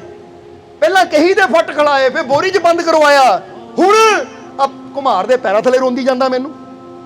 ਮੈਂ ਤੇ ਤੋਂ ਸੁੱਖ ਮੰਗਿਆ ਸੀ, ਮੈਂ ਤੇ ਤੋਂ ਖੁਸ਼ੀ ਮੰਗੀ ਸੀ, ਮੈਂ ਤੇ ਤੋਂ ਕਾਮਯਾਬੀ ਮੰਗੀ ਸੀ, ਮੈਂ ਮੰਗਿਆ ਸੀ ਮੇਰੀ ਕੀਮਤ ਵੱਧ ਜਾਵੇ, ਲੋਕੀ ਮੇਰੇ ਵੱਲ ਦੇਖਣ, ਤਾਂ ਤੂੰ ਮੈਨੂੰ ਕਿਹੜੇ ਦੁੱਖਾਂ 'ਚ ਪਾ ਦਿੱਤਾ। ਲੱਗਦਾ ਫਰਿਆਦ ਕਰਕੇ ਮੈਂ ਭੁੱਲ ਕਰ ਲਈ। ਜਦੋਂ ਮਿੱਟੀ ਨੇ ਇੰਨੀ ਗੱਲ ਕਹੀ, ਉਹ ਰੱਬ ਕਹਿੰਦਾ ਦੇਖੀ ਜਾ, ਜਵਾਬ ਮੈਂ ਹਾਲੇ ਕੋਈ ਨਹੀਂ ਦੇਣਾ ਤੈਨੂੰ, ਜਵਾਬ ਹਾਲੇ ਮੈਂ ਕੋਈ ਨਹੀਂ ਦੇਣਾ। ਹੁਣ ਜਦੋਂ ਘੁਮਾਰ ਨੇ ਪੈਰਾਂ ਥੱਲੇ ਰੋਂਦ ਕੇ ਮਿੱਟੀ ਤਿਆਰ ਕੀਤੀ ਨਾ, ਫਿਰ ਚੱਕੀ ਮਿੱਟੀ ਔਰ ਰੱਖੀ ਚਾਕ ਤੇ, ਚਾਕ ਸਮਝਦੇ ਹੋ ਨਾ ਤੁਸੀਂ, ਜਿਹੜਾ ਘੁੰਮਦਾ ਹੈ ਤਾਂ ਉੱਤੇ ਫਿਰ ਰੱਖ ਕੇ ਬਰਤਨ ਤਿਆਰ ਕੀਤਾ ਜਾਂਦਾ। ਹੁਣ ਜਦੋਂ ਚਾਕ ਤੇ ਰੱਖੀ, ਚਾਕ ਘੁੰਮਣ ਲੱਗਾ, ਮਿੱਟੀ ਫੇਰ ਕਹਿੰਦੀ ਰੱਬਾ ਕਿਹੜੇ ਚੱਕਰਾਂ 'ਚ ਪਾ ਦਿੱਤਾ ਮੈਨੂੰ, ਚੰਗੀ ਭਲੀ ਸੀ ਜੰਗਲ ਦੇ ਵਿੱਚ, ਆ ਕਿਹੜੇ ਚੱਕਰਾਂ 'ਚ ਪਾਤਾ, ਗੋਲ ਗੋਲ ਘੁੰਮ ਰਹੀ ਹੈ, ਚੱਕਰ ਆ ਰਹੇ ਆ ਹੁਣ ਉਹਨੂੰ, ਹੁਣ ਚੱਕਰਾਂ 'ਚ ਪੈ ਗਈ ਕਿ ਕਿਹੜੇ ਚੱਕਰਾਂ 'ਚ ਮੈਨੂੰ ਪਾਤਾ, ਚੰਗੀ ਮੈਂ ਤੇਰੇ ਅੱਗੇ ਬੇਨਤੀ ਕੀਤੀ ਕਿ ਮੈਨੂੰ ਇਦਾਂ ਦਾ ਬਣਾ ਦੇ, ਪਰ ਆ ਕੀ ਕਰ ਰਿਹਾ ਤੂੰ। ਹੁਣ ਕਹਿੰਦੇ ਚੰਗੇ ਚੱਕਰ ਲਿੱਤੇ ਘੁਮਾਰ ਨੇ, ਫਿਰ ਹੋਇਆ ਉਹਦਾ ਬਰਤਨ ਤਿਆਰ, ਘੜਾ ਤਿਆਰ ਹੋਇਆ। ਜਦੋਂ ਘੜਾ ਤਿਆਰ ਹੋਇਆ ਤਾਂ ਫਿਰ ਕੀ ਕੀਤਾ, ਘੁਮਾਰ ਨੇ ਉਹ ਮਿੱਟੀ ਦੇ ਘੜੇ ਤਿਆਰ ਕਰਕੇ ਜਦੋਂ ਪਾਏ ਨਾ ਅੱਗ ਦੇ ਵਿੱਚ, ਹੁਣ ਲੱਗੀ ਅੱਗ ਤਾਂ ਹੁਣ ਮਿੱਟੀ ਜ਼ਿਆਦਾ ਚਿল্ਲਾਈ, ਹਾਏ ਲੂ ਹੋ ਗਈ, ਮਰ ਗਈ, ਕਿੱਥੇ ਮੈਨੂੰ ਸੇਕ ਵਿੱਚ ਪਾ ਦਿੱਤਾ, ਮੈਂ ਮਰ ਗਈ ਇਹ ਸੇਕ ਨਾਲ। ਆ ਰੱਬਾ ਕੀ ਕਰ ਰਿਹਾ, ਕਿਹੜੇ ਜਨਮ ਦਾ ਬੈਰ ਮੇਰੇ ਤੋਂ ਲੈ ਰਿਹਾ, ਕਿਹੜੇ ਜਨਮ ਦੀ ਦੁਸ਼ਮਣੀ ਹੈ ਤੈਨੂੰ ਮੇਰੇ ਨਾਲ ਇਦਾਂ ਕਿਉਂ ਕਰ ਰਿਹਾ। ਬਾਕੀ ਮਿੱਟੀ ਤਾਂ ਠੀਕ ਬੈਠੀ ਹੈ, ਬਾਕੀ ਮਿੱਟੀ ਤਾਂ ਆਰਾਮ ਨਾਲ ਹੈ, ਆ ਮੈਨੂੰ ਕਹੀ ਦੇ ਫੱਟ ਖੜਾਏ, ਬੋਰੀ 'ਚ ਬੰਦ ਕੀਤਾ, ਫਿਰ ਪੈਰਾਂ ਥੱਲੇ ਰੋਂਦਿਆ, ਫਿਰ ਚੱਕਰਾਂ 'ਚ ਪਾਇਆ, ਚੰਗੇ ਚੱਕਰ ਘੁਮਾਏ, ਔਰ ਹੁਣ ਅੱਗ 'ਚ ਪਾਤਾ। ਰੱਬਾ ਕੀ ਕਰ ਰਿਹਾ ਮੇਰੇ ਨਾਲ। ਪਰ ਰੱਬ ਬੈਠਾ ਦੇਖ ਰਿਹਾ ਹੈ। ਵਕਤ ਗੁਜ਼ਰਿਆ, ਜਦੋਂ ਆਵਾ ਪੱਕਿਆ, ਯਾਨੀ ਆਵਾ ਤਿਆਰ ਹੋਇਆ, ਬਰਤਨ ਕੱਢੇ ਗਏ, ਠੰਡੇ ਕੀਤੇ, ਘੁਮਾਰ ਨੇ ਪਾਣੀ ਪਾਇਆ ਤਾਂ ਮਿੱਟੀ ਕਹਿੰਦੀ ਵਾਹ ਰੱਬਾ, ਆ ਮੈਂ ਕੀ ਬਣ ਗਈ ਆ ਕੀ ਮੇਰਾ ਰੂਪ ਹੋ ਗਿਆ ਹੈ। ਪੈਰਾਂ ਥੱਲੇ ਸੀ, ਪਹਿਲਾਂ ਪਾਣੀ ਮੈਨੂੰ ਘੋਲ ਦਿੰਦਾ ਸੀ, ਹੁਣ ਪਾਣੀ ਨੂੰ ਮੈਂ ਆਪਣੇ ਅੰਦਰ ਸਮਾ ਲਿਆ, ਪਾਣੀ ਮੇਰਾ ਕੁਝ ਨਹੀਂ ਵਿਗਾੜ ਸਕਦਾ। ਪਹਿਲਾਂ ਪਾਣੀ ਮੈਨੂੰ ਬਹਾ ਕੇ ਲੈ ਜਾਂਦੀ ਸੀ, ਹੁਣ ਮੈਂ ਪਾਣੀ ਨੂੰ ਕੰਟਰੋਲ ਕਰ ਰਹੀ ਹਾਂ। ਵਾਹ। ਹੁਣ ਜਦੋਂ ਫਿਰ ਘੁਮਾਰ ਨੇ ਬਰਤਨ ਰੱਖਿਆ ਬਣਾ ਕੇ, ਉੱਪਰ ਡਿਜ਼ਾਈਨ ਕੀਤਾ, ਥੋੜਾ ਰੰਗ ਭਰਿਆ, ਹੋਰ ਵੀ ਸੁੰਦਰ ਬਣ ਗਿਆ। ਫਿਰ ਆਇਆ ਕੋਈ ਆਉਣ ਵਾਲਾ, ਹਾਂ ਵੀ ਘੜਾ ਕਿੰਨੇ ਦਾ ਹੈ, ਕਹਿੰਦਾ ਜੀ 2 ਰੁਪਏ ਦਾ। ਉਹਨੇ 2 ਰੁਪਏ ਦਿੱਤੇ, ਘੜਾ ਲੈ ਗਿਆ, ਸਿਰ ਤੇ ਰੱਖਿਆ ਘੜਾ, ਤਾਂ ਉਸ ਵੇਲੇ ਮਿੱਟੀ ਕਹਿੰਦੀ ਸ਼ੁਕਰ ਹੈ ਰੱਬਾ, ਸ਼ੁਕਰ ਹੈ ਕਿੱਥੇ ਮੈਨੂੰ ਪੈਰਾਂ ਥੱਲੇ ਬੈਠੀ ਸੀ, ਲੋਕ ਪੈਰਾਂ ਤੋਂ ਲੰਘ ਜਾਂਦੇ ਸੀ, ਅੱਜ ਤੇਰੀ ਵਜ੍ਹਾ ਨਾਲ ਮੈਂ ਸਿਰ ਤੇ ਬੈਠਾ ਆ। ਰੱਬ ਨੇ ਕਿਹਾ ਬਸ ਇਸੇ ਲਈ ਤਾਂ ਮੈਂ ਚੁੱਪ ਸੀ, ਤੇਰੀਆਂ ਸਾਰੀਆਂ ਸ਼ਿਕਾਇਤਾਂ ਸੁਣੀਆਂ, ਪਰ ਤੂੰ ਮੇਰੇ ਕੋਲ ਮੰਗਿਆ ਸੀ ਨਾ ਕਿ ਰੱਬਾ ਮੈਨੂੰ ਕਾਮਯਾਬ ਕਰ। ਕਦੋਂ ਤੱਕ ਪੈਰਾਂ ਥੱਲੇ ਮੈਂ ਬੈਠੀ ਰਹੂੰਗੀ? ਮੇਰੀ ਕੀਮਤ ਬਣੇ, ਲੋਕੀ ਮੇਰੀ ਵੈਲਿਊ ਦੇਖਣ, ਕਿ ਕੀਮਤ ਦੇਖਣ, ਮੇਰੀ ਕੋਈ ਕੀਮਤ ਬਣਾ, ਲੋਕ ਮੇਰੀ ਇੱਜ਼ਤ ਕਰਨ, ਲੋਕ ਮੈਨੂੰ ਦੇਖਣ। ਤਾਂ ਦੇਖ, ਜੇ ਪੈਰਾਂ ਥੱਲੇ ਰਹਿਣਾ ਹੈ ਨਾ ਤਾਂ ਪੈਰਾਂ ਥੱਲੇ ਰਹਿਣਾ ਬੜਾ ਸੌਖਾ ਹੈ, ਪਰ ਜੇ ਪੈਰਾਂ ਤੋਂ ਸਿਰ ਤੱਕ ਪਹੁੰਚਣਾ ਹੈ ਤਾਂ ਸੱਟਾਂ ਝੱਲਣੀਆਂ ਹੀ ਪੈਣੀਆਂ, ਅੱਗ 'ਚ ਹੀ ਗੁਜ਼ਰਨਾ ਹੀ ਪੈਣਾ, ਚੱਕਰਾਂ 'ਚ ਪੈਣਾ ਹੀ ਪੈਣਾ ਹੈ। ਸਮਝਦੇ ਹੋ ਕਿ ਨਹੀਂ? ਗਰਮੀ ਨੂੰ ਬਰਦਾਸ਼ਤ, ਹੁਣ ਤੁਸੀਂ ਵੀ ਸਮਝ ਲਓ, ਜੇ ਆਹ ਗਰਮੀ ਬਰਦਾਸ਼ਤ ਕਰ ਲਈ ਨਾ, ਤੁਸੀਂ ਵੀ ਪੈਰਾਂ ਤੋਂ ਸਿਰ ਤੱਕ ਪਹੁੰਚ ਜਾਓਗੇ। ਆ ਗਰਮੀ ਹੈ, ਕਿਉਂਕਿ ਜਿਹੜਾ ਸਤਸੰਗ ਦੀ ਗਰਮੀ ਬਰਦਾਸ਼ਤ ਕਰ ਲੈਂਦਾ ਨਾ, ਜਾਂ ਇਦਾਂ ਦੀ ਗਰਮੀ ਜਿੱਥੇ ਕੋਈ ਚੰਗਾ ਸਿੱਖਣ ਨੂੰ ਮਿਲੇ, ਕੋਈ ਚੰਗਾ ਸਮਝਣ ਨੂੰ ਮਿਲੇ, ਜਿੱਥੇ ਰੱਬ ਦੇ ਘਰ ਨਾਲ ਜੋੜਿਆ ਜਾਵੇ, ਜਿੱਥੇ ਅੱਗ ਵੀ ਬਰਸਦੀ ਹੋਵੇ ਨਾ, ਜੇ ਕੋਈ ਬਰਸਦੀ ਅੱਗ ਦੀ ਗਰਮੀ ਨੂੰ ਵੀ ਬਰਦਾਸ਼ਤ ਕਰਕੇ ਬਹਿ ਜਾਂਦਾ ਹੈ ਤਾਂ ਪ੍ਰਮਾਤਮਾ ਵੀ ਕਹਿੰਦਾ ਲੈ, ਜੇ ਤੂੰ ਫਰਸ਼ ਤੇ ਆ ਤਾਂ ਤੂੰ ਅੱਗ ਨੂੰ ਬਰਦਾਸ਼ਤ ਕਰੇ, ਗਰਮੀ ਨੂੰ ਬਰਦਾਸ਼ਤ ਕਰ, ਤੈਨੂੰ ਅਰਸ਼ ਤੱਕ ਲਿਆ ਕੇ ਜਾਣ ਦੀ ਗਰੰਟੀ ਮੇਰੀ। ਇਸ ਲਈ ਸੰਤਾਂ ਮਹਾਪੁਰਸ਼ਾਂ ਦੇ ਵਚਨਾਂ ਦੀ ਸੱਟ ਖਾਣੀ ਪੈਂਦੀ ਹੈ ਕਿ ਨਹੀਂ? ਹੁਣ ਜੇ ਮਿੱਟੀ ਨੇ ਪਹਿਲਾਂ ਫੱਟ ਖਾਦੇ, ਕਹੀ ਦੇ ਫਾਵੜੇ ਦੇ ਫੱਟ ਖਾਦੇ, ਫਿਰ ਬੋਰੇ 'ਚ ਬੰਦ ਹੋਈ, ਫਿਰ ਘੁਮਾਰ ਦੇ ਪੈਰਾਂ ਥੱਲੇ ਗਈ। ਇਹ ਦੇਖੋ ਸਾਰੀ ਗੱਲ ਇਨਸਾਨ ਦੀ ਹੈ। ਇਨਸਾਨ ਦੇ ਜੀਵਨ 'ਚ ਪਹਿਲਾਂ ਦੁੱਖ ਆਉਂਦਾ ਹੈ, ਦੁੱਖਾਂ ਦਾ ਫੱਟ ਪੈਂਦਾ ਹੈ, ਪੈਂਦਾ ਕਿ ਨਹੀਂ? ਇਨਸਾਨ ਦੇ ਜੀਵਨ 'ਚ ਦੁੱਖਾਂ ਦਾ ਫੱਟ ਪੈਂਦਾ, ਬੰਦਾ ਕਹਿੰਦਾ ਰੱਬਾ ਮੈਨੂੰ ਦੁੱਖ ਕਿਉਂ ਦੇ ਰਿਹਾ ਹੈ? ਤਾਂ ਰੱਬ ਇਸ ਲਈ ਦੁੱਖ ਦੇ ਰਿਹਾ ਤਾਂ ਕਿ ਹੁਣ ਕੀ ਹੋਵੇ, ਇਹ ਦੁੱਖ ਇਸ ਲਈ ਹੈ ਤਾਂ ਕਿ ਤੂੰ ਵੀ ਗੁਰੂ ਰੂਪੀ ਘੁਮਾਰ ਤੱਕ ਪਹੁੰਚੇ। ਕਿਉਂਕਿ ਜਿਹੜੀ ਮਿੱਟੀ ਘੁਮਾਰ ਤੱਕ ਪਹੁੰਚ ਗਈ, ਫਿਰ ਉਹ ਮਿੱਟੀ ਤੋਂ ਮੂਰਤ ਬਣ ਜਾਂਦੀ ਹੈ, ਮਿੱਟੀ ਤੋਂ ਘੜਾ ਬਣ ਜਾਂਦੀ ਹੈ, ਕੀਮਤ ਪੈ ਜਾਂਦੀ ਹੈ। ਤਾਂ ਜਿਹੜੀ ਮਿੱਟੀ ਮਿੱਟੀ ਮਿੱਟੀ 'ਚ ਹੀ ਰਹਿ ਗਈ, ਉਹ ਮਿੱਟੀ ਦੀ ਮਿੱਟੀ ਰਹਿ ਜਾਂਦੀ ਹੈ। ਇਸ ਲਈ ਜੇ ਜੀਵਨ 'ਚ ਦੁੱਖ ਆਣ ਤਾਂ ਸਮਝ ਲਓ ਇਹ ਦੁੱਖ ਉਹ ਜ਼ਰੀਆ ਹੈ ਜਿਹਨਾਂ ਮੈਨੂੰ ਕਾਮਿਲ ਮੁਰਸ਼ਦ ਤੱਕ ਲੈ ਕੇ ਜਾਣਾ ਹੈ। ਤਾਂ ਹੀ ਮਿੱਟੀ ਦੇ ਪਹਿਲਾਂ ਫੱਟ ਪਿਆ, ਬੋਰੇ 'ਚ ਬੰਦ ਹੋਈ, ਤਾਂ ਫਿਰ ਪਹੁੰਚੀ ਘੁਮਾਰ ਦੇ ਪੈਰਾਂ ਥੱਲੇ। ਹੁਣ ਸਮਝ ਲਓ ਘੁਮਾਰ ਮੁਰਸ਼ਦ ਹੈ, ਜਿੱਦਾਂ ਕਬੀਰ ਸਾਹਿਬ ਨੇ ਕਿਹਾ ਗੁਰੂ ਘੁਮਾਰ ਸ਼ਿਸ਼ ਕੁੰਭ ਹੈ, ਗੜ ਗੜ ਕਾਢੇ ਖੋਟ, ਅੰਤਰ ਹਾਥ ਸਹਾਰਾ ਦੇ ਬਾਹਰ ਬਾਹੇ। ਉਹ ਕਹਿੰਦੇ ਗੁਰੂ ਵੀ ਨਾ ਘੁਮਾਰ ਹੈ, ਘੁਮਾਰ ਦਾ ਕੰਮ ਹੀ ਹੁੰਦਾ ਮਿੱਟੀ ਨੂੰ ਘੜਾ ਬਣਾ ਦੇਣਾ, ਜਿਹੜੀ ਕਿ ਨਲਾਇਕ ਹੈ ਉਹਨੂੰ ਲਾਇਕ ਬਣਾ ਦੇਣਾ, ਜਿਹੜੀ ਕਿ ਜਿੱਦਾਂ ਦੱਸਿਆ ਪਾਣੀ ਡੋਲੋ ਮਿੱਟੀ ਨੂੰ ਬਹਾ ਕੇ ਲੈ ਜਾਂਦਾ, ਉਹਨੂੰ ਇਸ ਲਾਇਕ ਬਣਾ ਦੇਣਾ ਕਿ ਪਾਣੀ ਨੂੰ ਵੀ ਆਪਣੇ ਕੰਟਰੋਲ 'ਚ ਕਾਬੂ 'ਚ ਕਰ ਲੈਂਦੀ ਹੈ। ਇਹਦਾ ਮਤਲਬ ਕੀ ਹੈ ਕਿ ਅੱਜ ਜਿਹੜੀਆਂ ਮੁਸੀਬਤਾਂ, ਜਿਹੜੀਆਂ ਤਕਲੀਫਾਂ, ਜਿਹੜੇ ਦੁੱਖ ਇਨਸਾਨ ਨੂੰ ਬਹਾ ਕੇ ਲੈ ਜਾਂਦੇ ਨਾ, ਜਿੱਦਾਂ ਦੱਸਿਆ ਕਿ ਮਰੀ ਹੋਈ ਮਛਲੀਆਂ ਬਹਿ ਜਾਂਦੀ ਹੈ, ਤਾਂ ਜਦੋਂ ਇਨਸਾਨ ਮੁਰਸ਼ਦ ਵਾਲਾ ਹੋ ਜਾਂਦਾ ਹੈ, ਗੁਰੂ ਨਾਲ ਜੁੜ ਜਾਂਦਾ ਹੈ, ਤਾਂ ਗੁਰੂ ਕੋਲੋਂ ਉਹ ਸ਼ਕਤੀ ਮਿਲ ਜਾਂਦੀ ਹੈ ਕਿ ਜਿਹੜੀਆਂ ਮੁਸੀਬਤਾਂ ਬੰਦੇ ਨੂੰ ਬਹਾਉਂਦੀਆਂ ਸੀ, ਹੁਣ ਬੰਦਾ ਉਹਨਾਂ ਮੁਸੀਬਤਾਂ ਨੂੰ ਆਪਣੇ ਕੰਟਰੋਲ 'ਚ ਕਰ ਲੈਂਦਾ ਹੈ। ਉਹ ਕਹਿੰਦਾ ਲੈ ਆ ਮੁਸੀਬਤ ਇਹ ਮੇਰੇ ਕੰਟਰੋਲ 'ਚ ਹੈ, ਹੁਣ ਮੈਂ ਨਹੀਂ ਇਹ ਤੋਂ ਡਰਦਾ, ਕਿਉਂਕਿ ਬੜੀ ਤੋਂ ਬੜੀ ਮੁਸੀਬਤ ਨੂੰ ਆਪਣੇ ਕੰਟਰੋਲ 'ਚ ਕਰ ਸਕਦਾ ਹੈ। ਬੋਲੋ ਸਮਝਦੇ ਹੋ ਕਿ ਨਹੀਂ? ਜਿੱਦਾਂ ਕਹਿੰਦੇ ਨਾ ਕਿ ਇੱਕ ਹਾਥੀ ਮਦਮਸਤ ਹੋ ਕੇ ਆ ਰਿਹਾ ਸੀ, ਸਾਰੇ ਲੋਕ ਦੌੜ ਰਹੇ ਸੀ ਡਰ ਡਰ ਕੇ, ਸਾਰੇ ਲੋਕ ਡਰ ਡਰ ਕੇ ਦੌੜ ਰਹੇ ਸੀ ਕਿ ਹਾਥੀ ਪਾਗਲ ਹੋ ਗਿਆ ਮਸਤੀ ਵਿੱਚ, ਸਾਰੇ ਲੋਕ ਡਰ ਕੇ ਦੌੜ ਰਹੇ ਸੀ। ਪਰ ਜਿਹੜਾ ਹਾਥੀ ਦਾ ਮਾਲਿਕ ਸੀ ਮਹਾਵਤ, ਸਾਰੇ ਲੋਕ ਹਾਥੀ ਤੋਂ ਡਰ ਕੇ ਦੌੜ ਰਹੇ ਸੀ, ਉਹ ਹਾਥੀ ਦੇ ਮਗਰ ਮਗਰ ਦੌੜ ਰਿਹਾ ਸੀ। ਕਾਹਦੇ ਵਾਸਤੇ? ਹਾਥੀ ਨੂੰ ਕਾਬੂ ਕਰਨ ਵਾਸਤੇ। ਜਿੱਦਾਂ ਕਈ ਵਾਰ ਦੇਖੋ ਨਾ, ਕਿਸੇ ਦੀ ਗਾਂ ਛੁੱਟ ਕੇ ਦੌੜ ਜਾਵੇ, ਕਿਸੇ ਦਾ ਬੈਲ ਛੁੱਟ ਕੇ ਦੌੜ ਜਾਵੇ, ਘੋੜਾ ਛੁੱਟ ਕੇ ਦੌੜ ਜਾਵੇ। ਹੁਣ ਜੇ ਘੋੜਾ ਦੌੜੇ ਤਾਂ ਸਾਰੇ ਗੱਡੀਆਂ ਰੋਕ ਦਿੰਦੇ ਆ, ਲੋਕੀ ਪਿੱਛੇ ਹੋ ਜਾਂਦੇ ਆ, ਪਰ ਜਿਹੜਾ ਘੋੜੇ ਦਾ ਮਾਲਿਕ ਹੁੰਦਾ ਉਹ ਕੀ ਕਰਦਾ ਹੈ? ਉਹ ਪਿੱਛੇ ਨੂੰ ਹੁੰਦਾ ਹੈ, ਬਲਕਿ ਦੌੜਦਾ ਹੈ ਘੋੜੇ ਦੀ ਤਰਫ। ਉਹਨੂੰ ਪਤਾ ਹੈ ਇਹਨੂੰ ਕੰਟਰੋਲ ਕਰਨਾ ਮੈਨੂੰ ਆਂਦਾ ਹੈ, ਇਸ ਲਈ ਮਹਾਵਤ ਹਾਥੀ ਦੇ ਪਿੱਛੇ ਦੌੜਦਾ ਹੈ ਔਰ ਪਹੁੰਚਦਾ ਹੈ ਹਾਥੀ ਤੱਕ। ਫਿਰ ਉਹਦੇ ਹੱਥ 'ਚੋਂ ਅੰਕੁਸ਼ ਹੁੰਦਾ ਹੈ ਜਿਹਦੇ ਨਾਲ ਹਾਥੀ ਨੂੰ ਕੰਟਰੋਲ। ਹੁਣ ਇਸੇ ਤਰ੍ਹਾਂ ਇਨਸਾਨ ਦੇ ਜੀਵਨ 'ਚ ਵੀ ਹੋਵੇ ਦੁੱਖਾਂ ਦਾ ਜਿੱਡਾ ਮਰਜ਼ੀ ਬੜਾ ਹਾਥੀ। ਹੁਣ ਕਈ ਤਾਂ ਉਹ ਹੁੰਦੇ ਜਿਹੜੇ ਦੁੱਖਾਂ ਦੇ ਹਾਥੀ ਨੂੰ ਦੇਖ ਕੇ ਜਾਨ ਬਚਾਉਂਦੇ ਦੌੜਦੇ ਐ, ਤਾਂ ਕਈ ਮਾਲਿਕ ਦੇ ਬੱਚੇ ਇਦਾਂ ਦੇ ਹੁੰਦੇ ਆ ਨਾ ਜਿਹੜੇ ਦੁੱਖ ਦੇ ਮਗਰ ਦੌੜਦੇ। ਆਹ ਦੇਖਾ ਤੇਰੀ ਹਿੰਮਤ ਕੀ ਹੈ, ਤੈਨੂੰ ਕੰਟਰੋਲ ਕਰਨਾ ਮੈਨੂੰ ਆਂਦਾ ਹੈ। ਫਿਰ ਦੁੱਖ ਅੱਗੇ ਅੱਗੇ, ਬੰਦਾ ਦੇ ਪਿੱਛੇ ਪਿੱਛੇ ਆ ਜਾ, ਦੇਖਦਾ ਤੈਨੂੰ ਮੈਂ ਹੈ ਦੁਨੀਆ ਨੂੰ ਡਰਾਉਂਦਾ। ਸੋਚਿਆ ਮੈਂ ਵੀ ਦੁਨੀਆਦਾਰ ਹਾਂ, ਮੈਨੂੰ ਡਰਾਉਣ ਆਇਆ ਸੀ, ਆ ਜਾ। ਮੈਂ ਦੁੱਖਾਂ ਤੋਂ ਨਹੀਂ ਡਰਦਾ, ਬਲਕਿ ਦੁੱਖ ਮੇਰੇ ਤੋਂ ਡਰਦੇ ਹੈ, ਕਿਉਂਕਿ ਮੇਰੇ ਨਾਲ ਮੇਰਾ ਮਾਲਿਕ ਖੜਾ ਹੈ, ਔਰ ਜਿਹਦੇ ਨਾਲ ਉਹ ਸ਼ਕਤੀ ਖੜੀ ਹੋਵੇ ਦੁਨੀਆ ਦੀ ਕੋਈ ਤਾਕਤ ਉਹਨੂੰ ਡਰਾ ਨਹੀਂ ਸਕਦੀ। ਇਸ ਲਈ ਫਿਰ ਕਹਾਂਗੇ कि मुसीबतों तो डरना नहीं है, मैं मुसीबतों से डरता नहीं, मैं मुसीबतों को डराऊंगा। मैं मुसीबतों से डरता नहीं, मैं मुसीबतों को डराऊंगा। भरोसा है अपने मालिक पर, मैं अपनी मंजिल। बस वे ऐसा का भरोसा होना चाहिए है। ਅੱਜ ਤੋਂ ਡਰਨਾ ਬੰਦ ਕਰੋ। ਆ ਕਈ ਤਾਂ ਇੰਨੇ ਡਰਦੇ ਕਿ ਰਾਤ ਨੂੰ ਆਪਣੇ ਬਾਥਰੂਮ ਤੱਕ ਜਾਂਦੇ ਨਹੀਂ, ਉਹ ਹਿੰਮਤ ਪੈਂਦੀ ਹਾਏ ਬਾਹਰ ਕੋਈ ਫੜ ਲਏਗਾ ਮੈਨੂੰ। ਕਮਾਲ ਦੀ ਗੱਲ ਹੈ, ਉਹ ਇੰਨੀ ਤੇਰੇ 'ਚ ਹਿੰਮਤ ਹੋਣੀ ਚਾਹੀਦੀ ਹੈ। ਬਾਲਕ ਧਰੁਵ 5 ਸਾਲ ਦਾ ਸੀ ਤਾਂ ਮਾਂ ਨੂੰ ਆਪਣੇ ਰੱਬ ਤੇ ਇੰਨਾ ਵਿਸ਼ਵਾਸ ਸੀ ਕਿ ਰੱਬ ਦੇ ਭਰੋਸੇ 5 ਸਾਲ ਦੇ ਬੱਚੇ ਨੂੰ ਜੰਗਲ 'ਚ ਭੇਜ ਦਿੱਤਾ ਕਿ ਜਾ, ਕਿਉਂਕਿ ਮੇਰਾ ਇੱਕ ਵਿਸ਼ਵਾਸ ਹੈ, ਮੇਰੀ ਦੁਆ ਹੈ ਕਿ ਬੇਟਾ ਤੇਰਾ ਬਾਲ ਵੀ ਵਿੰਗਾ ਨਹੀਂ ਹੋ ਸਕਦਾ, ਕਿਉਂਕਿ ਮੇਰਾ ਪ੍ਰਮਾਤਮਾ, ਮੇਰਾ ਪ੍ਰਭੂ ਤੇਰੀ ਰੱਖਿਆ ਕਰਨ ਵਾਲਾ ਤੇਰੇ। ਤਾਂ ਬਾਲਕ ਧਰੁਵ ਜੰਗਲ 'ਚ ਜਾ ਕੇ ਭਗਤੀ ਕਰਦਾ ਹੈ। ਇੱਥੇ ਇਨਸਾਨ ਆਪ ਕਿੱਡਾ ਵੱਡਾ ਹੋ ਜਾਂਦਾ, ਉਹਦੇ ਬੱਚੇ ਕਿੱਡੇ ਵੱਡੇ ਹੋ ਜਾਂਦੇ। ਮਾੜਾ ਜਿਹਾ 9 ਵਜਣ, ਹਾਏ ਪਤਾ ਨਹੀਂ ਬੱਚੇ ਨੂੰ ਕੁਝ ਹੋ ਨਾ ਜਾਵੇ, ਆਇਆ ਨਹੀਂ, ਲੇਟ ਹੋ ਗਿਆ, ਕੀ ਹੋ ਗਿਆ। ਉਹ ਇੰਨਾ ਵਿਸ਼ਵਾਸ ਰੱਖੋ ਕਿ ਮੇਰਾ ਚਾਹੇ ਧੀ ਹੈ, ਪੁੱਤ ਹੈ, ਬੱਚਾ ਹੈ, ਪਤੀ ਹੈ, ਪਤਨੀ ਹੈ, ਚਾਹੇ ਮੈਂ ਖੁਦ ਹਾਂ, ਇੱਕ ਵਿਸ਼ਵਾਸ ਨਾਲ ਚਲੋ ਕਿ ਮੇਰਾ ਕੋਈ ਕੁਝ ਵਿਗਾੜ ਨਹੀਂ ਸਕਦਾ, ਕਿਉਂਕਿ I am safe is god with me, ਕਿ ਮੈਂ ਸੇਫ ਹਾਂ ਕਿਉਂਕਿ ਮੇਰਾ ਰੱਬ ਮੇਰੇ, ਮੈਂ ਸੁਰੱਖਿਅਤ ਹਾਂ ਕਿਉਂਕਿ ਮੇਰੀ ਰੱਖਿਆ ਕਰਨ ਵਾਲਾ ਮੇਰਾ ਮਾਲਿਕ ਮੇਰੇ। ਇਹ ਵਿਸ਼ਵਾਸ ਰੱਖੋ ਤਾਂ ਨਾਲ ਜਿੱਦਾਂ ਸਮਝ ਵੀ ਰੱਬ ਨੇ ਦਿੱਤੀ ਹੈ, ਹਰ ਬੁਰੀ ਚੀਜ਼ ਤੋਂ ਬਚ ਕੇ ਵੀ ਚੱਲਣਾ। ਇਹ ਵੀ ਨਹੀਂ ਕਿ ਸਾਹਮਣੇ ਗੱਡੀ ਆਉਂਦੀ ਹੈ, ਲੈ ਮੈਂ ਗੱਡੀ ਵਾਲੇ ਭੱਜਣਾ ਜਾ ਕੇ, ਮੇਰਾ ਮਾਲਿਕ ਮੇਰੇ ਨਾਲ ਹੈ। ਉਹ ਮੂਰਖਤਾ ਹੈ। ਪਰ ਸਮਝਦੇ ਹੋ ਕਿ ਨਹੀਂ? ਉਹ ਕੀ ਹੈ? ਉਹ ਮੂਰਖਤਾ ਹੈ। ਇਸ ਲਈ ਮਾਲਕ ਦੇ ਬੱਚੇ ਮੂਰਖ ਨਹੀਂ ਹੁੰਦੇ, ਉਹ ਸਮਝਦਾਰ ਹੁੰਦੇ ਆ। ਉਹ ਵਿਸ਼ਵਾਸ ਕਰਦੇ ਕਿ ਜੇ ਮੁਸੀਬਤ ਪੈ ਗਈ ਹੈ ਤਾਂ ਹਿੰਮਤ ਨਹੀਂ ਹਾਰਨੀ, ਬਲਕਿ ਅਸੀਂ ਹਿੰਮਤ ਨਾਲ, ਹੌਸਲੇ ਨਾਲ, ਸਾਹਸ ਨਾਲ ਇਹਦਾ ਮੁਕਾਬਲਾ ਕਰਨਾ ਔਰ ਯਕੀਨ ਰੱਖਣਾ ਹੈ ਇਹ ਮੁਸੀਬਤ ਮੈਨੂੰ ਨਹੀਂ ਹਰਾ ਸਕਦੀ, ਕਿਉਂਕਿ ਮੇਰੇ ਨਾਲ ਜਿਹੜੀ ਸ਼ਕਤੀ ਹੈ ਉਹ ਬਹੁਤ ਬੜੀ ਹੈ। ਹਰ ਮੁਸੀਬਤ ਨੂੰ ਹਰਾਉਣ ਦੀ, ਹਰ ਦੁਸ਼ਮਣ ਨੂੰ ਜਿੱਤਣ ਦੀ ਤਾਕਤ ਮੇਰੇ ਅੰਦਰ, ਕਹਿ ਦਿਓ, ਹੈ ਕਿ ਨਹੀਂ? ਇਸ ਕਰਕੇ ਗਰਮੀ ਤਾਂ ਨਹੀਂ ਲੱਗ ਰਹੀ, ਫਿਕਰ ਨਾ ਕਰੋ। ਜੇ ਗਰਮੀ ਬਰਦਾਸ਼ਤ ਕਰ ਲਈ ਨਾ ਤਾਂ ਤੁਸੀਂ ਵੀ ਕੱਚੀ ਮਿੱਟੀ ਤੋਂ ਪੱਕੇ ਘੜੇ ਬਣ ਜਾਓਗੇ।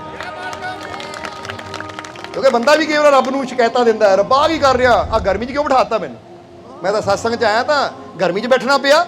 ਨਹੀਂ, ਰੱਬ ਕਹਿੰਦਾ ਮਜ਼ਬੂਤ ਕਰਨਾ ਹੈ ਤੈਨੂੰ, ਹਰ ਮੁਸ਼ਕਿਲ 'ਚੋਂ ਨਿਕਲਣ ਦੀ ਸ਼ਕਤੀ ਦੇਣੀ ਹੈ ਤੇਰੇ ਅੰਦਰ, ਹਰ ਚੀਜ਼ ਨਾਲ ਲੜ ਸਕੇ, ਮੁਕਾਬਲਾ ਕਰ ਸਕੇ, ਇੰਨੀ ਹਿੰਮਤ, ਇੰਨਾ ਸਾਹਸ, ਇੰਨਾ ਜਨੂਨ ਤੇਰੇ ਅੰਦਰ ਪੈਦਾ ਕਰਨਾ ਹੈ ਤਾਂ ਕਿ ਤੇਰੇ ਤੇ ਕਿਸੇ ਮੁਸੀਬਤ ਦਾ, ਕਿਸੇ ਚੀਜ਼ ਦਾ, ਕਿਸੇ ਗੱਲ ਦਾ ਕੋਈ ਅਸਰ, ਤੂੰ ਨਿਡਰ ਹੋ ਕੇ, ਬੇਫਿਕਰ ਹੋ ਕੇ ਆਪਣੀ ਮੰਜ਼ਿਲ ਦੀ ਤਰਫ ਵੱਧ ਸਕੇ। ਕਿਉਂਕਿ ਫਿਰ ਕਹਾਂਗੇ ਸ਼ਕਤੀਸ਼ਾਲੀ ਬਾਪ ਦੇ ਬੱਚੇ ਜਿਹੜੇ ਹਨ ਉਹ ਕਮਜ਼ੋਰ ਨਹੀਂ, ਉਹ ਕੀ ਹੁੰਦੇ ਆ। ਇਸ ਲਈ ਅਸੀਂ ਆਪਣੇ ਆਪ ਨੂੰ 3 ਤਰ੍ਹਾਂ ਨਾਲ ਸ਼ਕਤੀਸ਼ਾਲੀ ਬਣਾਉਣਾ ਹੈ, ਜਿੱਦਾਂ ਅਸੀਂ ਦੱਸ ਰਹੇ ਸੀ ਕਿ ਸਰੀਰਕ ਤੌਰ ਤੇ, ਮਾਨਸਿਕ ਤੌਰ ਤੇ ਔਰ ਆਤਮਿਕ ਤੌਰ ਤੇ ਆਪਣੀ ਸ਼ਕਤੀ ਨੂੰ ਵਧਾਉਣਾ ਹੈ। ਔਰ ਇਹ ਯਾਦ ਰੱਖੋ, ਇਹ ਇਦਾਂ ਦਾ ਹੈ ਕਿ ਤੁਹਾਡਾ ਸਰੀਰ ਵੀ ਹੈ, ਤੁਹਾਡੇ ਅੰਦਰ ਮਨ ਵੀ ਹੈ, ਤੁਹਾਡੇ ਅੰਦਰ ਆਤਮਾ ਵੀ ਹੈ, ਪਰ ਇਹ ਤੁਹਾਡੇ ਤੇ ਹੈ। ਤੁਸੀਂ ਇਹਦੀ ਤਾਕਤ ਨੂੰ ਘਟਾ ਵੀ ਸਕਦੇ ਹੋ ਤੇ ਇਹਦੀ ਤਾਕਤ ਨੂੰ ਵਧਾ ਵੀ ਸਕਦੇ ਹੋ ਸਕਦਾ ਕਿ ਨਹੀਂ? ਹੁਣ ਸਮਝ ਲਓ ਸਰੀਰਕ ਤਾਕਤ ਕਿੱਦਾਂ ਵੱਧਦੀ ਹੈ ਔਰ ਘਟਦੀ ਕਿੱਦਾਂ ਹੈ। ਜੇ ਅਸੀਂ ਅੱਛੀ ਖੁਰਾਕ ਲੈਂਦੇ ਆ, ਐਕਸਰਸਾਈਜ਼ ਕਰਦੇ ਆ, ਮਿਹਨਤ ਕਰਦੇ ਆ ਤਾਂ ਸਾਡੇ ਸਰੀਰ ਦੀ ਤਾਕਤ ਵੱਧਦੀ ਹੈ।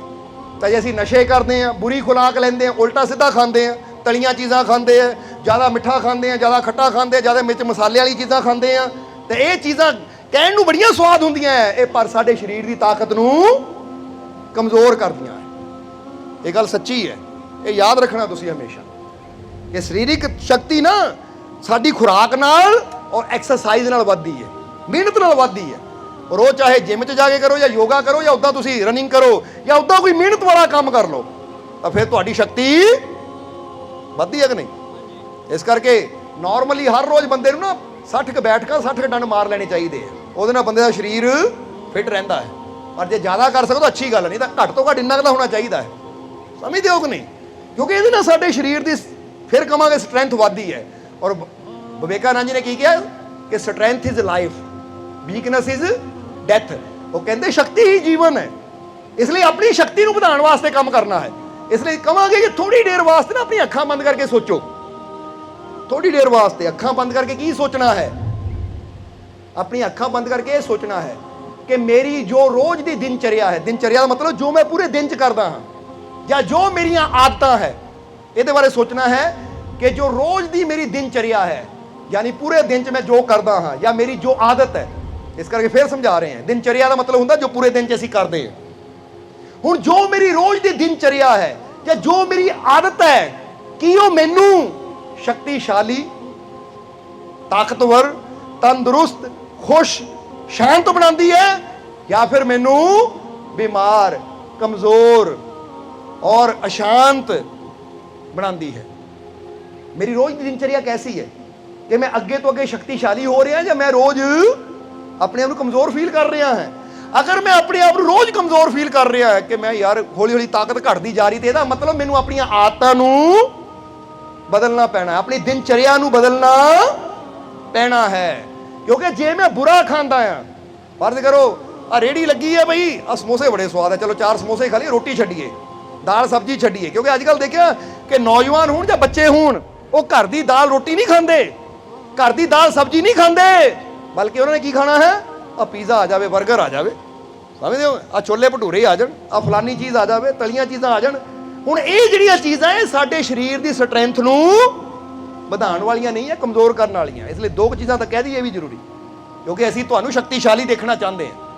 ਹੁਣ ਬੰਦੇ ਦੀ ਆਦਤ ਕੀ ਹੁੰਦੀ ਹੈ ਕਿ ਬੈਠਣਾ ਹੈ, ਬੈਠ ਕੇ ਜ਼ਿਆਦਾ ਟੀਵੀ ਦੇਖਣਾ ਜਾਂ ਮੋਬਾਈਲ ਤੇ ਲੱਗੇ ਰਹਿਣਾ ਹੈ। ਉਹ ਇਹਦੇ ਨਾਲੋਂ ਚੰਗਾ ਉਹੀ ਟਾਈਮ ਹੈ, ਜੇ ਫਰਜ਼ ਕਰੋ ਟੀਵੀ ਦੇਖ ਰਹੇ ਹੋ ਤਾਂ ਟੀਵੀ ਦੇਖਦੇ ਦੇਖਦੇ ਬੈਠਕਾਂ ਮਾਰ ਲਓ, ਨਾਲੇ ਟੀਵੀ ਦੇਖੀਏ, ਨਾਲੇ ਬੈਠਕ ਉੱਠ ਕੇ ਬੈਠਕ ਕਰੀ ਜਾਓ, ਨਾਲੇ ਕੋਈ ਐਕਸਰਸਾਈਜ਼ ਕਰੀ ਜਾਓ, ਤਾਂ ਕਿ ਜੇ ਨਾਟਕ ਹੀ ਦੇਖਣਾ ਅੱਧੇ ਘੰਟੇ ਦਾ ਤਾਂ ਅੱਧਾ ਘੰਟਾ ਨਾਟਕ ਵੀ ਹੋ ਗਿਆ ਤਾਂ ਤੁਹਾਡੀ ਐਕਸਰਸਾਈਜ਼ ਵੀ ਹੋ ਗਈ। ਉਹ ਕੁਛ ਨਾ ਕੁਛ ਤਾਂ ਐਸਾ ਕਰੋ ਜਿੰਨਾ ਸਰੀਰ ਨੂੰ ਕੋਈ, ਪਰ ਕਰਨਾ ਕੀ ਹੈ, ਟੀਵੀ ਦੇਖੀ ਜਾਣਾ, ਪੌਪਕੌਰਨ ਖਾਈ ਜਾਣੇ, ਕੋਕ ਪੀ ਜਾਣੀ, ਔਰ ਬਾਅਦ ਚੋਂ ਕਹਿਣਾ ਹੱਡੀਆਂ ਕਮਜ਼ੋਰ ਹੋ ਗਈਆਂ। ਬੋਲੋ ਸਮਝਦੇ ਹੋ ਕਿ ਨਹੀਂ? ਇਹ ਕੁਝ ਆਦਤਾਂ ਹੁੰਦੀਆਂ ਜਿਹੜੀਆਂ ਇਨਸਾਨ ਦੇ ਸਰੀਰ ਨੂੰ ਕਮਜ਼ੋਰ ਬਣਾਉਂਦੀਆਂ। ਇਸ ਲਈ ਸਮਝਾਉਣ ਨੂੰ ਤਾਂ ਬਹੁਤ ਕੁਝ ਹੈ, ਪਰ ਟਾਈਮ ਕਾਫੀ ਹੋਇਆ, ਸ਼ਾਰਟ 'ਚ ਹੀ ਦੱਸਣਾ ਹੈ ਕਿ ਸਾਡੀ ਖੁਰਾਕ ਔਰ ਐਕਸਰਸਾਈਜ਼ ਸਾਡੇ ਸਰੀਰ ਨੂੰ ਮਜ਼ਬੂਤ ਕਰਦੀ ਹੈ, ਔਰ ਮਾਨਸਿਕ ਸ਼ਕਤੀ ਨੂੰ ਵਧਾਉਣ ਵਾਸਤੇ ਉਹਦੇ ਵਾਸਤੇ ਕੀ ਹੈ, ਉਹਦੇ ਵਾਸਤੇ ਹੈ ਅੱਛੀ ਸੰਗਤ, ਅੱਛਾ ਸੁਣਨਾ, ਅੱਛਾ ਦੇਖਣਾ। ਕਿਉਂਕਿ ਜਦੋਂ ਅਸੀਂ ਅੱਛਾ ਦੇਖਦੇ ਹਾਂ, ਅੱਛਾ ਸੁਣਦੇ ਹਾਂ, ਤਾਂ ਸਾਡਾ ਮਨ ਵਿਚਾਰਾਂ ਦਾ ਹੀ ਇਕੱਠ ਹੈ। ਜਦੋਂ ਅੱਛੇ ਵਿਚਾਰ ਸਾਡੇ ਅੰਦਰ ਜਾਂਦੇ ਆ ਤਾਂ ਸਾਡਾ ਮਾਨਸਿਕ ਸ਼ਕਤੀ ਵੱਧਦੀ ਹੈ। ਔਰ ਉਹ ਸਮਝਦੇ ਹੋ ਕਿ ਨਹੀਂ? ਔਰ ਮੈਡੀਟੇਸ਼ਨ ਕਰਨਾ, ਮੈਡੀਟੇਸ਼ਨ ਯਾਨੀ ਬੈਠ ਕੇ ਅੱਖਾਂ ਬੰਦ ਕਰਕੇ ਸਵਾਸ ਆ ਰਿਹਾ ਸਵਾਸ ਜਾ ਰਿਹਾ, ਇਹਨੂੰ ਕਹਿੰਦੇ ਮੈਡੀਟੇਸ਼ਨ। ਇਹ ਸਾਡੀ ਮਾਨਸਿਕ ਸ਼ਕਤੀ ਨੂੰ ਵਧਾਉਂਦਾ ਹੈ। ਔਰ ਆਤਮਿਕ ਸ਼ਕਤੀ ਨੂੰ ਕਿਹੜੀ ਚੀਜ਼ ਵਧਾਉਂਦੀ ਹੈ? ਆਤਮਿਕ ਸ਼ਕਤੀ ਨੂੰ ਵਧਾਉਂਦੀ ਹੈ ਗੁਰੂ ਦਾ ਸਿਮਰਨ। ਸਮਝਦੇ ਹੋ ਕਿ ਨਹੀਂ? ਜੋ ਗੁਰੂ ਦੇ ਕੋਲੋਂ ਬੋਲ ਮਿਲਦੇ, ਕਿਉਂਕਿ ਮੈਡੀਟੇਸ਼ਨ ਕੋਈ ਵੀ ਕਰ ਸਕਦਾ ਹੈ, ਪਰ ਸਿਮਰਨ ਇਬਾਦਤ ਉਹੀ ਕਰ ਸਕਦਾ ਜਿਹਨੂੰ ਗੁਰੂ ਕੋਲੋਂ ਯੁਕਤੀ ਮਿਲਦੀ ਹੈ। ਕਿਉਂਕਿ ਉਹ ਚੀਜ਼ ਜਿੱਦਾਂ ਬੁੱਲੇ ਸ਼ਾਹ ਨੇ ਕਿਹਾ, ਸਾਹ ਰਗ ਥੀ ਰੱਬ ਦਿਸਦਾ ਨੇੜੇ, ਲੋਕਾਂ ਪਾਏ ਲੰਮੇ ਚੇੜੇ। ਇਹ ਯੁਕਤੀ ਸਾਨੂੰ ਗੁਰੂ ਦਿੰਦਾ ਹੈ ਕਿ ਕਿਸ ਤਰ੍ਹਾਂ ਆਪਣੇ ਅੰਦਰ ਬੈਠੇ ਰੱਬ ਨਾਲ ਅਸੀਂ ਜੁੜ ਸਕਦੇ ਹਾਂ, ਉਹਨੂੰ ਇਬਾਦਤ ਕਹਿੰਦੇ ਆ। ਇਸ ਲਈ ਮੈਡੀਟੇਸ਼ਨ ਅਲੱਗ ਹੈ, ਇਬਾਦਤ ਅਲੱਗ ਹੈ। ਇਸ ਲਈ ਗੁਰੂਆਂ ਰਹਿਬਰਾਂ ਨੇ ਇਬਾਦਤ ਕਿਹਾ ਕਿ ਅਗਰ ਰੱਬ ਨੂੰ ਪਾਣਾ ਹੈ ਤਾਂ ਇਬਾਦਤ ਕਰ। ਇਬਾਦਤ ਕਰਨ ਦੇ ਨਾਲ ਗੱਲ ਬਣਦੀ ਹੈ। ਇੱਕ ਸ਼ਬਦ ਵੀ ਬੜਾ ਪਿਆਰਾ ਆਉਂਦਾ ਹੈ ਕਿ ਤੈਨੂੰ ਇਬਾਦਤ ਕਰਨੀ ਪਏਗੀ। ਸੋ ਅੱਛੀ ਖੁਰਾਕ, ਐਕਸਰਸਾਈਜ਼ ਸਰੀਰ ਨੂੰ ਮਜ਼ਬੂਤ ਬਣਾਉਂਦਾ ਹੈ। ਅੱਛੇ ਸਤਸੰਗ ਵਿੱਚ ਬੈਠਣ ਨਾਲ, ਅੱਛੀ ਸੰਗਤ ਵਿੱਚ ਬੈਠਣ ਨਾਲ, ਮੈਡੀਟੇਸ਼ਨ ਕਰਨ ਨਾਲ ਮਾਨਸਿਕ ਤੌਰ ਤੇ ਅਸੀਂ ਮਜ਼ਬੂਤ ਹੁੰਦੇ। ਤਾਂ ਗੁਰੂ ਦੇ ਕੋਲੋਂ ਯੁਕਤੀ ਲੈ ਕੇ ਇਬਾਦਤ ਕਰਨ ਨਾਲ ਸਾਡੀ ਆਤਮਾ ਜਿਹੜੀ ਪਰਮਾਤਮਾ ਨਾਲ ਜੁੜਦੀ ਹੈ, ਤਾਂ ਉਹ ਜਿਹੜਾ ਅੰਦਰ ਸ਼ਕਤੀਆਂ ਦਾ ਭੰਡਾਰ ਹੈ ਉਹਦਾ ਸਾਨੂੰ ਗਿਆਨ ਹੁੰਦਾ ਹੈ। ਔਰ ਜਦੋਂ ਸ਼ਕਤੀ ਦਾ ਗਿਆਨ ਹੁੰਦਾ ਹੈ ਤਾਂ ਫਿਰ ਸਾਡੀ ਕਮਜ਼ੋਰੀ ਤਾਂ ਆਪਣੇ ਆਪ ਹੀ ਦੂਰ ਹੋ ਜਾਂਦੀ ਹੈ। ਔਰ ਫਿਰ ਇਹਨੂੰ ਕਹਿੰਦੇ ਆ ਕਿ ਸਟਰੈਂਥ ਇਜ਼ ਲਾਈਫ। ਫਿਰ ਜ਼ਿੰਦਗੀ ਜੀਣ ਦਾ ਮਜ਼ਾ ਵੀ। ਆਪ ਕਦੀ ਸੋਚ ਕੇ ਦੇਖੋ, ਇੱਕ ਬੰਦਾ ਹਰ ਵੇਲੇ ਹਾਏ ਹਾਏ ਕਰੀ ਜਾਂਦਾ, ਮਰ ਗਿਆ ਕਰੀ ਜਾਂਦਾ, ਤਾਂ ਉਹਨੂੰ ਕਵਾਂਗੇ ਇਹ ਜ਼ਿੰਦਗੀ ਦਾ ਮਜ਼ਾ ਲੈ ਰਿਹਾ ਹੈ? ਉਹਨਾਂ ਪਤਾ ਕੀ ਕਹਿਣਾ ਹੈ? ਜ਼ਿੰਦਗੀ ਸਜ਼ਾ ਹੀ ਹੈ। ਕਿਉਂਕਿ ਹਾਏ ਹਾਏ ਨਿਕਲਦੀ, ਉੱਠਦੇ ਬੈਠਦੇ ਹਾਏ ਹਾਏ ਹਾਏ, ਦੂਜੇ ਦੀ ਵੀ ਹਾਏ ਹਾਏ ਸੁਣ ਕੇ ਉਹਦੀ ਵੀ ਹਾਏ ਨਿਕਲ ਜਾਂਦੀ। ਸਮਝਦੇ ਹੋ ਕਿ ਨਹੀਂ? ਹੁਣ ਇਹਨੂੰ ਕਵਾਂਗੇ ਜ਼ਿੰਦਗੀ ਦਾ ਮਜ਼ਾ। ਜ਼ਿੰਦਗੀ ਦਾ ਮਜ਼ਾ ਤਾਂ ਉਹ ਲੈਂਦੇ ਹੈ ਕਿ ਜੇ ਮੁਸੀਬਤ ਵੀ ਸਾਹਮਣੇ ਆ ਜਾਵੇ ਨਾ, ਤਾਂ ਉਹਦਾ ਵੀ ਹੱਸ ਕੇ ਸਵਾਗਤ ਕਰਦੇ ਕਿ ਆ ਜਾ ਬਈ, ਅਸੀਂ ਹਾਏ ਹਾਏ ਕਰਨ ਵਾਲੇ ਨਹੀਂ, ਏਦਾਂ ਦਾ ਥੱਪੜ ਮਾਰਾਂਗੇ, ਵਾਏ ਵਾਏ ਕਰਕੇ ਜਾਏਗੀ। ਕਿਉਂਕਿ ਰਹਿਮਤ ਦਾ ਥੱਪੜ ਏਦਾਂ ਦਾ ਪੈਂਦਾ ਉਹਦੇ ਮੂੰਹ ਤੇ। ਸਮਝਦੇ ਹੋ ਕਿ ਨਹੀਂ? ਤਾਂ ਹੀ ਕਹਿੰਦੇ ਮੈਂ ਮੁਸੀਬਤੋਂ ਸੇ ਡਰੂੰਗਾ ਨਹੀਂ, ਮੈਂ ਮੁਸੀਬਤੋਂ ਕੋ। ਹੁਣ ਕੋਈ ਕੁੱਤਾ ਤੁਹਾਡੇ ਵੱਲ ਦੌੜ ਕੇ ਆਂਦਾ ਹੋਵੇ, ਤੁਸੀਂ ਤੜਕੇ ਦੌੜੋ, ਤਾਂ ਕੁੱਤੇ ਨੇ ਕਿਹਨੂੰ ਜਾਣਾ ਹੈ? ਸੱਚ ਦੱਸਣਾ, ਤੁਹਾਡੇ ਮਗਰ ਦੌੜੇਗਾ ਕਿ ਨਹੀਂ? ਕੁੱਤਾ ਕਹਿੰਦਾ ਡਰਾਤਾ ਫੜ ਲਵਾਂ ਲੱਤੇ ਦੀ। ਜੇ ਕੁੱਤਾ ਤੁਹਾਡੇ ਵੱਲ ਆਵੇ, ਤੁਸੀਂ ਚੱਕ ਲਓ ਡੰਡਾ, ਆ ਜਾ। ਕੁੱਤੇ ਨੇ ਉੱਥੇ ਬ੍ਰੇਕ ਲਾ ਲੈਣੀ ਹੈ, ਫਿਰ ਦੌੜੋ ਤੁਸੀਂ, ਕੁੱਤਾ ਪਿੱਛੇ ਨੂੰ ਦੌੜੇਗਾ। ਅਜਮਾ ਕੇ ਦੇਖ ਲਿਓ ਕਦੀ। ਕਿਉਂਕਿ ਡਰਦਿਆਂ ਨੂੰ ਦੁਨੀਆ ਦੁੱਖ ਡਰਾਉਂਦੇ ਐ, ਤਾਂ ਬਹਾਦਰਾਂ ਤੋਂ ਦੁਨੀਆ ਡਰਦੀ ਐ। ਔਰ ਜਿਹਦੇ ਸਿਰ ਤੇ ਮਾਲਕ ਦੀ ਰਹਿਮਤ ਦਾ ਹੱਥ ਹੋਵੇ, ਦੁੱਖ ਵੀ ਦੁਮ ਦਵਾ ਕੇ ਦੌੜਦੇ ਆ। ਇਸ ਲਈ ਡਰਨਾ ਨਹੀਂ ਹੈ। ਅੱਜ ਤੋਂ ਕਮਜ਼ੋਰ ਸਮਝ ਕੇ ਆਪਣੇ ਆਪ ਨੂੰ, ਅੱਜ ਤੋਂ ਡਰਨਾ ਨਹੀਂ ਹੈ। ਅੱਜ ਤੋਂ ਆਪਣੇ ਮਾਲਿਕ ਤੇ ਵਿਸ਼ਵਾਸ ਕਰਨਾ ਹੈ, ਆਪਣੇ ਮਾਲਿਕ ਦੀ ਸ਼ਕਤੀ ਤੇ ਵਿਸ਼ਵਾਸ ਕਰਨਾ ਹੈ, ਆਪਣੀਆਂ ਕੀਤੀਆਂ ਦੁਆਵਾਂ ਤੇ ਵਿਸ਼ਵਾਸ ਕਰਨਾ ਹੈ, ਔਰ ਅਸੀਂ ਦੁੱਖਾਂ ਨੂੰ ਡਰਾਉਣਾ ਹੈ, ਔਰ ਦੁਨੀਆ ਨੂੰ ਜਿੱਤ ਕੇ ਦਿਖਾਣਾ ਹੈ ਕਿ ਦੇਖੋ ਬਈ ਇਹ ਵਿਜੇਤਾ ਹੈ। I am winner. ਇਹ ਵਿਜੇਤਾ ਹੈ, ਲੂਜ਼ਰ ਨਹੀਂ ਹੈ, ਇਹ ਹਾਰਨ ਵਾਲੇ ਨਹੀਂ ਹੈ। ਕਿਉਂਕਿ ਫਿਰ ਕਹਾਂਗੇ ਕਿ ਮੁਹੰਮਦ ਅਲੀ ਦਾ ਇੱਕ ਵਾਕਿਆ ਹੈ, ਉਹ ਕਹਿੰਦਾ ਜਾਂ ਮੈਂ ਜੀਤਦਾ ਹੂੰ ਜਾਂ ਮੈਂ सीखता हूं, मैं कभी हारदा नहीं है। कहता मैं कभी हारता नहीं, या मैं जीतता हूं या मैं सीखता हूं, कि मैं कभी हार नहीं मानदा, जे मैं हार भी जावां तो ਉਹਨੂੰ मैं हार नहीं समझदा, ਉਹ ਚ ਵੀ मैं ਸਿੱਖਦਾ ਆ ਕਿ ਮੇਰੀ ਕਿਹੜੀ ਕਮੀ ਕਰਕੇ ਮੈਂ ਹਾਰ ਗਿਆ, ਤਾਂ ਕਿ ਕਮੀ ਦੂਰ ਕੀਤੀ ਜਾਵੇ ਔਰ ਅੱਗੇ ਤੋਂ ਮੈਂ ਜਿੱਤਾਂ। ਇਸ ਲਈ ਤੁਸੀਂ ਵੀ ਕਦੀ ਇਹ ਨਾ ਕਹੋ ਮੈਂ ਹਾਰ ਗਿਆ, ਬਲਕਿ ਦੇਖੋ ਕਿ ਅਗਰ ਆਹ ਕੰਮ 'ਚ ਸਫਲਤਾ ਨਹੀਂ ਮਿਲੀ ਤਾਂ ਕਿਹੜੀ ਗਲਤੀ ਮੇਰੇ ਤੋਂ ਹੋਈ ਹੈ, ਉਹ ਗਲਤੀ ਦਾ ਸੁਧਾਰ ਕਰਨਾ, ਦੁਬਾਰਾ ਜਿੱਤਣ ਵਾਸਤੇ ਰੈਡੀ ਹੋ ਜਾਣਾ ਹੈ। ਕਿਉਂਕਿ ਚਲਦਿਆਂ ਚਲਦਿਆਂ ਠੋਕਰ ਲਾ ਕੇ ਗਿਰ ਜਾਈਏ ਤਾਂ ਰੋਣਾ ਨਹੀਂ ਹੈ ਕਿ ਹਾਏ ਗਿਰ ਗਏ, ਹਾਏ ਗਿਰ ਗਏ, ਨਹੀਂ। ਚਲੋ ਸਮਝਦੇ ਹੋ ਕਿ ਨਹੀਂ? ਬਲਕਿ ਜਿਹੜੇ ਸਮਝਦਾਰ ਹੁੰਦੇ ਆ ਨਾ, ਉਹ ਕਹਿੰਦੇ ਅੱਛਾ ਆਹ ਗਲਤੀ ਨਾਲ ਠੋਕਰ ਲੱਗੀ ਸੀ, ਕੋਈ ਨਹੀਂ, ਸ਼ੁਕਰ ਹੈ ਰੱਬ ਦਾ, ਠੋਕਰ ਲੱਗੀ ਤਾਂ ਪਤਾ ਲੱਗਾ ਆਪਣੀ ਕਮੀ ਦਾ, ਹੁਣ ਇਹ ਕਮੀ ਦੂਰ ਕਰਨੀ ਹੈ ਔਰ ਮੰਜ਼ਿਲ ਤੱਕ ਪਹੁੰਚ ਕੇ ਦਿਖਾਣਾ ਹੈ। ਇੱਦਾਂ ਦੀ ਸ਼ਕਤੀ, ਇੱਦਾਂ ਦੇ ਵਿਚਾਰ, ਇੱਦਾਂ ਦੀ ਸੋਚ ਆਪਣੀ ਰੱਖੋ ਤਾਂ ਫਿਰ ਤੁਸੀਂ ਦੇਖੋ ਜੀਵਨ 'ਚ ਕੋਈ ਕਮੀ ਨਹੀਂ ਆਏਗੀ, ਜੀਵਨ 'ਚ ਕੋਈ ਤੋਟ ਨਹੀਂ ਆਏਗੀ। ਐਸਾ ਕਿਹੜਾ ਮੈਦਾਨ ਹੈ ਜਿਹਨੂੰ ਜਿੱਤ ਨਹੀਂ ਸਕਦੇ? ਐਸੀ ਕਿਹੜੀ ਬਾਜੀ ਹੈ ਜਿਹਨੂੰ ਤੁਸੀਂ ਜਿੱਤ ਨਹੀਂ ਸਕਦੇ? ਕਿਉਂਕਿ ਜਿੱਦਾਂ ਮਿੱਟੀ ਨੇ ਸੱਟਾਂ ਖਾਧੀਆਂ, ਕੁਮਾਰ ਦੇ ਪੈਰਾਂ ਥੱਲੇ ਗਈ, ਅੱਗ ਨੂੰ ਬਰਦਾਸ਼ਤ ਕੀਤਾ, ਆਵੇ ਦੇ ਵਿੱਚ ਪੈ ਕੇ ਆਪਣੇ ਆਪ ਨੂੰ ਉਹ ਅੱਗ ਨੂੰ ਬਰਦਾਸ਼ਤ ਕੀਤਾ, ਮਜ਼ਬੂਤ ਬਣਾਇਆ, ਤਾਂ ਫਿਰ ਉਹਦੀ ਕੀਮਤ ਪੈ ਗਈ, ਫਿਰ ਸਿਰ ਤੱਕ ਪਹੁੰਚੀ, ਫਿਰ ਹੀ ਘੜੇ ਨੂੰ ਸਿਰ ਤੇ ਰੱਖਿਆ ਜਾਂਦਾ ਹੈ ਨਾ। ਹੁਣ ਇਦਾਂ ਹੀ ਜੇ ਤੁਸੀਂ ਵੀ ਸਿਰ ਤੱਕ ਪਹੁੰਚਣਾ ਹੈ ਨਾ, ਤਾਂ ਤੁਸੀਂ ਵੀ ਦਿਖਾ ਦਿਓ ਦੁਨੀਆ ਨੂੰ ਕਿ ਅਸੀਂ ਮੁਸੀਬਤਾਂ ਤੋਂ ਡਰਨ ਵਾਲੇ ਨਹੀਂ ਆ, ਹਰ ਮੁਸੀਬਤ ਦਾ ਮੁਕਾਬਲਾ ਕਰਾਂਗੇ, ਕਿਉਂਕਿ ਸਾਨੂੰ ਵਿਸ਼ਵਾਸ ਹੈ ਕਿ ਸਾਡਾ ਮਾਲਿਕ ਸਾਡੇ ਨਾਲ ਹੈ, ਉਹ ਸਾਨੂੰ ਵੀ ਫਰਸ਼ਾਂ ਤੋਂ ਅਰਸ਼ ਤੱਕ ਜ਼ਰੂਰ ਲੈ ਕੇ ਕਿਉਂਕਿ ਮੇਰਾ ਮਾਲਿਕ ਜੇ ਮੇਰੇ ਨਾਲ ਹੈ, ਮੈਨੂੰ ਵਿਸ਼ਵਾਸ ਹੈ ਉਹ ਗਿਰਾਉਣ ਵਾਲਾ ਨਹੀਂ ਹੈ, ਉਹ ਗਿਰਿਆਂ ਨੂੰ ਉਠਾਉਣ ਵਾਲਾ ਹੈ, ਉਹ ਮੈਨੂੰ ਵੀ ਉਠਾਏਗਾ, ਕਾਮਯਾਬੀ ਦੀਆਂ ਬੁਲੰਦੀਆਂ ਤੇ ਪਹੁੰਚਾਏਗਾ। ਯਕੀਨ ਹੈ ਮੈਨੂੰ ਆਪਣੇ, ਵਿਸ਼ਵਾਸ ਹੈ ਮੈਨੂੰ ਆਪਣੇ, ਤਾਂ ਫਿਰ ਪਹੁੰਚਣਾ ਕਿ ਨਹੀਂ ਉਚਾਈਆਂ ਤੇ? ਤਿਆਰ ਹੋ ਜਾਓ, ਫਿਰ ਤਿਆਰ ਹੋ ਜਾਵੇ। ਸੱਚੀ ਗੱਲ, ਮਜ਼ਾਕ ਨਹੀਂ ਕਰ ਰਹੇ, ਪੂਰੇ ਵਿਸ਼ਵਾਸ ਨਾਲ ਮਾਲਿਕ ਦੇ ਹੋ ਕੇ ਦੇਖ ਲਓ, ਮਾਲਿਕ ਨਾਲ ਜੁੜ ਕੇ ਦੇਖ ਲਓ। ਅੱਜ ਬਹੁਤ ਜੀਵ ਐਸੇ ਜਿਹੜੇ ਦੱਸ ਸਕਦੇ ਹੈ ਕਿ ਕੱਲ ਕੀ ਸੀ ਔਰ ਮਾਲਿਕ ਨਾਲ ਜੁੜ ਕੇ ਅੱਜ ਕਿੱਥੇ ਪਹੁੰਚ ਗਏ ਅਸੀਂ। ਬੋਲੋ ਸਮਝਦੇ ਹੋ ਕਿ ਨਹੀਂ? ਇਸ ਕਰਕੇ ਅਸੀਂ ਸਿਰਫ ਗੱਲਾਂ ਕਰਨ ਵਾਲੇ ਨਹੀਂ, ਅਸੀਂ ਕਰਕੇ ਦਿਖਾਉਣ ਵਾਲੇ ਹਾਂ। ਤਾਂ ਹੀ ਕਹਿੰਦੇ ਵਿਸ਼ਵਾਸ ਦੇ ਨਾਲ, ਮਜ਼ਬੂਤੀ ਦੇ ਨਾਲ ਆਪਣੇ ਮਾਲਿਕ ਦਾ ਦਾਮਨ ਫੜ ਲਓ, ਯਾਨੀ ਆਪਣੇ ਮਾਲਿਕ ਦੇ ਹੋ ਜਾਓ, ਵਿਸ਼ਵਾਸ ਰੱਖੋ। ਫਿਰ ਕਹਾਂਗੇ ਕਿ ਸਾਨੂੰ ਦੁਆਵਾਂ ਤੇ ਆਪਣੇ ਮਾਲਿਕ ਦੇ ਪੂਰਾ ਵਿਸ਼ਵਾਸ ਹੈ ਕਿ ਇਹਦਾ ਅਸਰ ਹੋ ਕੇ ਰਹਿੰਦਾ ਹੈ। ਬੋਲੋ ਸਮਝਦੇ ਹੋ ਕਿ ਨਹੀਂ? आज जिदा एक शायर ने बड़ा प्यारा लिखा है कि आज कितनी मुद्दत के बाद तू मुझे मिला है, जे मेरी की हुई दुआओं का सिला है। कि जे अज मैनू तू मिलिया है तो पता नहीं किन्ने के समय तो दुआवां कीतियां, तो फिर जाके अज ये मुलाकात हुई है। समझदे हो कि नहीं? दुआ करो विश्वास दे नाल, तां जो तुसीं चाहते हो तुहाडे नाल भी जरूर मिलेगा, तुहाडे तक भी जरूर पहुंचेगा। क्योंकि जिन्हां नूं अपने मालिक ते विश्वास है, फिर कदी हो नहीं सकता कि वह विश्वास नाल याद करन तां उहदी रहमत पहुंचे ना उहदे तक। और समझदे हो कि नहीं? इसलिए हुण समा काफ़ी हो गया है। आओ हुण आखिरले वचनां च कहिए कि मैनूं अपने मालिक ते पूरा, मैनूं अपने मालिक ते पूरा, मैनूं अपने मालिक ते पूरा, मेरियां झोलियां खुशियां नाल, मेरियां झोलियां खुशियां नाल, मेरियां झोलियां खुशियां नाल, मेरे सारे दुख दूर, मेरे सारे दुख दूर, मेरे सारे दुख दूर, मेरा मालिक मेरे, मेरा मालिक मेरे, मेरा मालिक मेरे, मैं बहुत, मैं बहुत, मैं बहुत। चलो मालिक इदां ही तुहानूं खुशियां देण, खुश रखण, आने वाला समा होर भी तुहाडे वास्ते खुशियां, कामयाबी, सफलता भरिया होवे, दिन दुगनी रात चौगनी मालिक तुहानूं तरक्की देवे। यही साडी उस मालिक दे चरनां च अरदास बेनती है।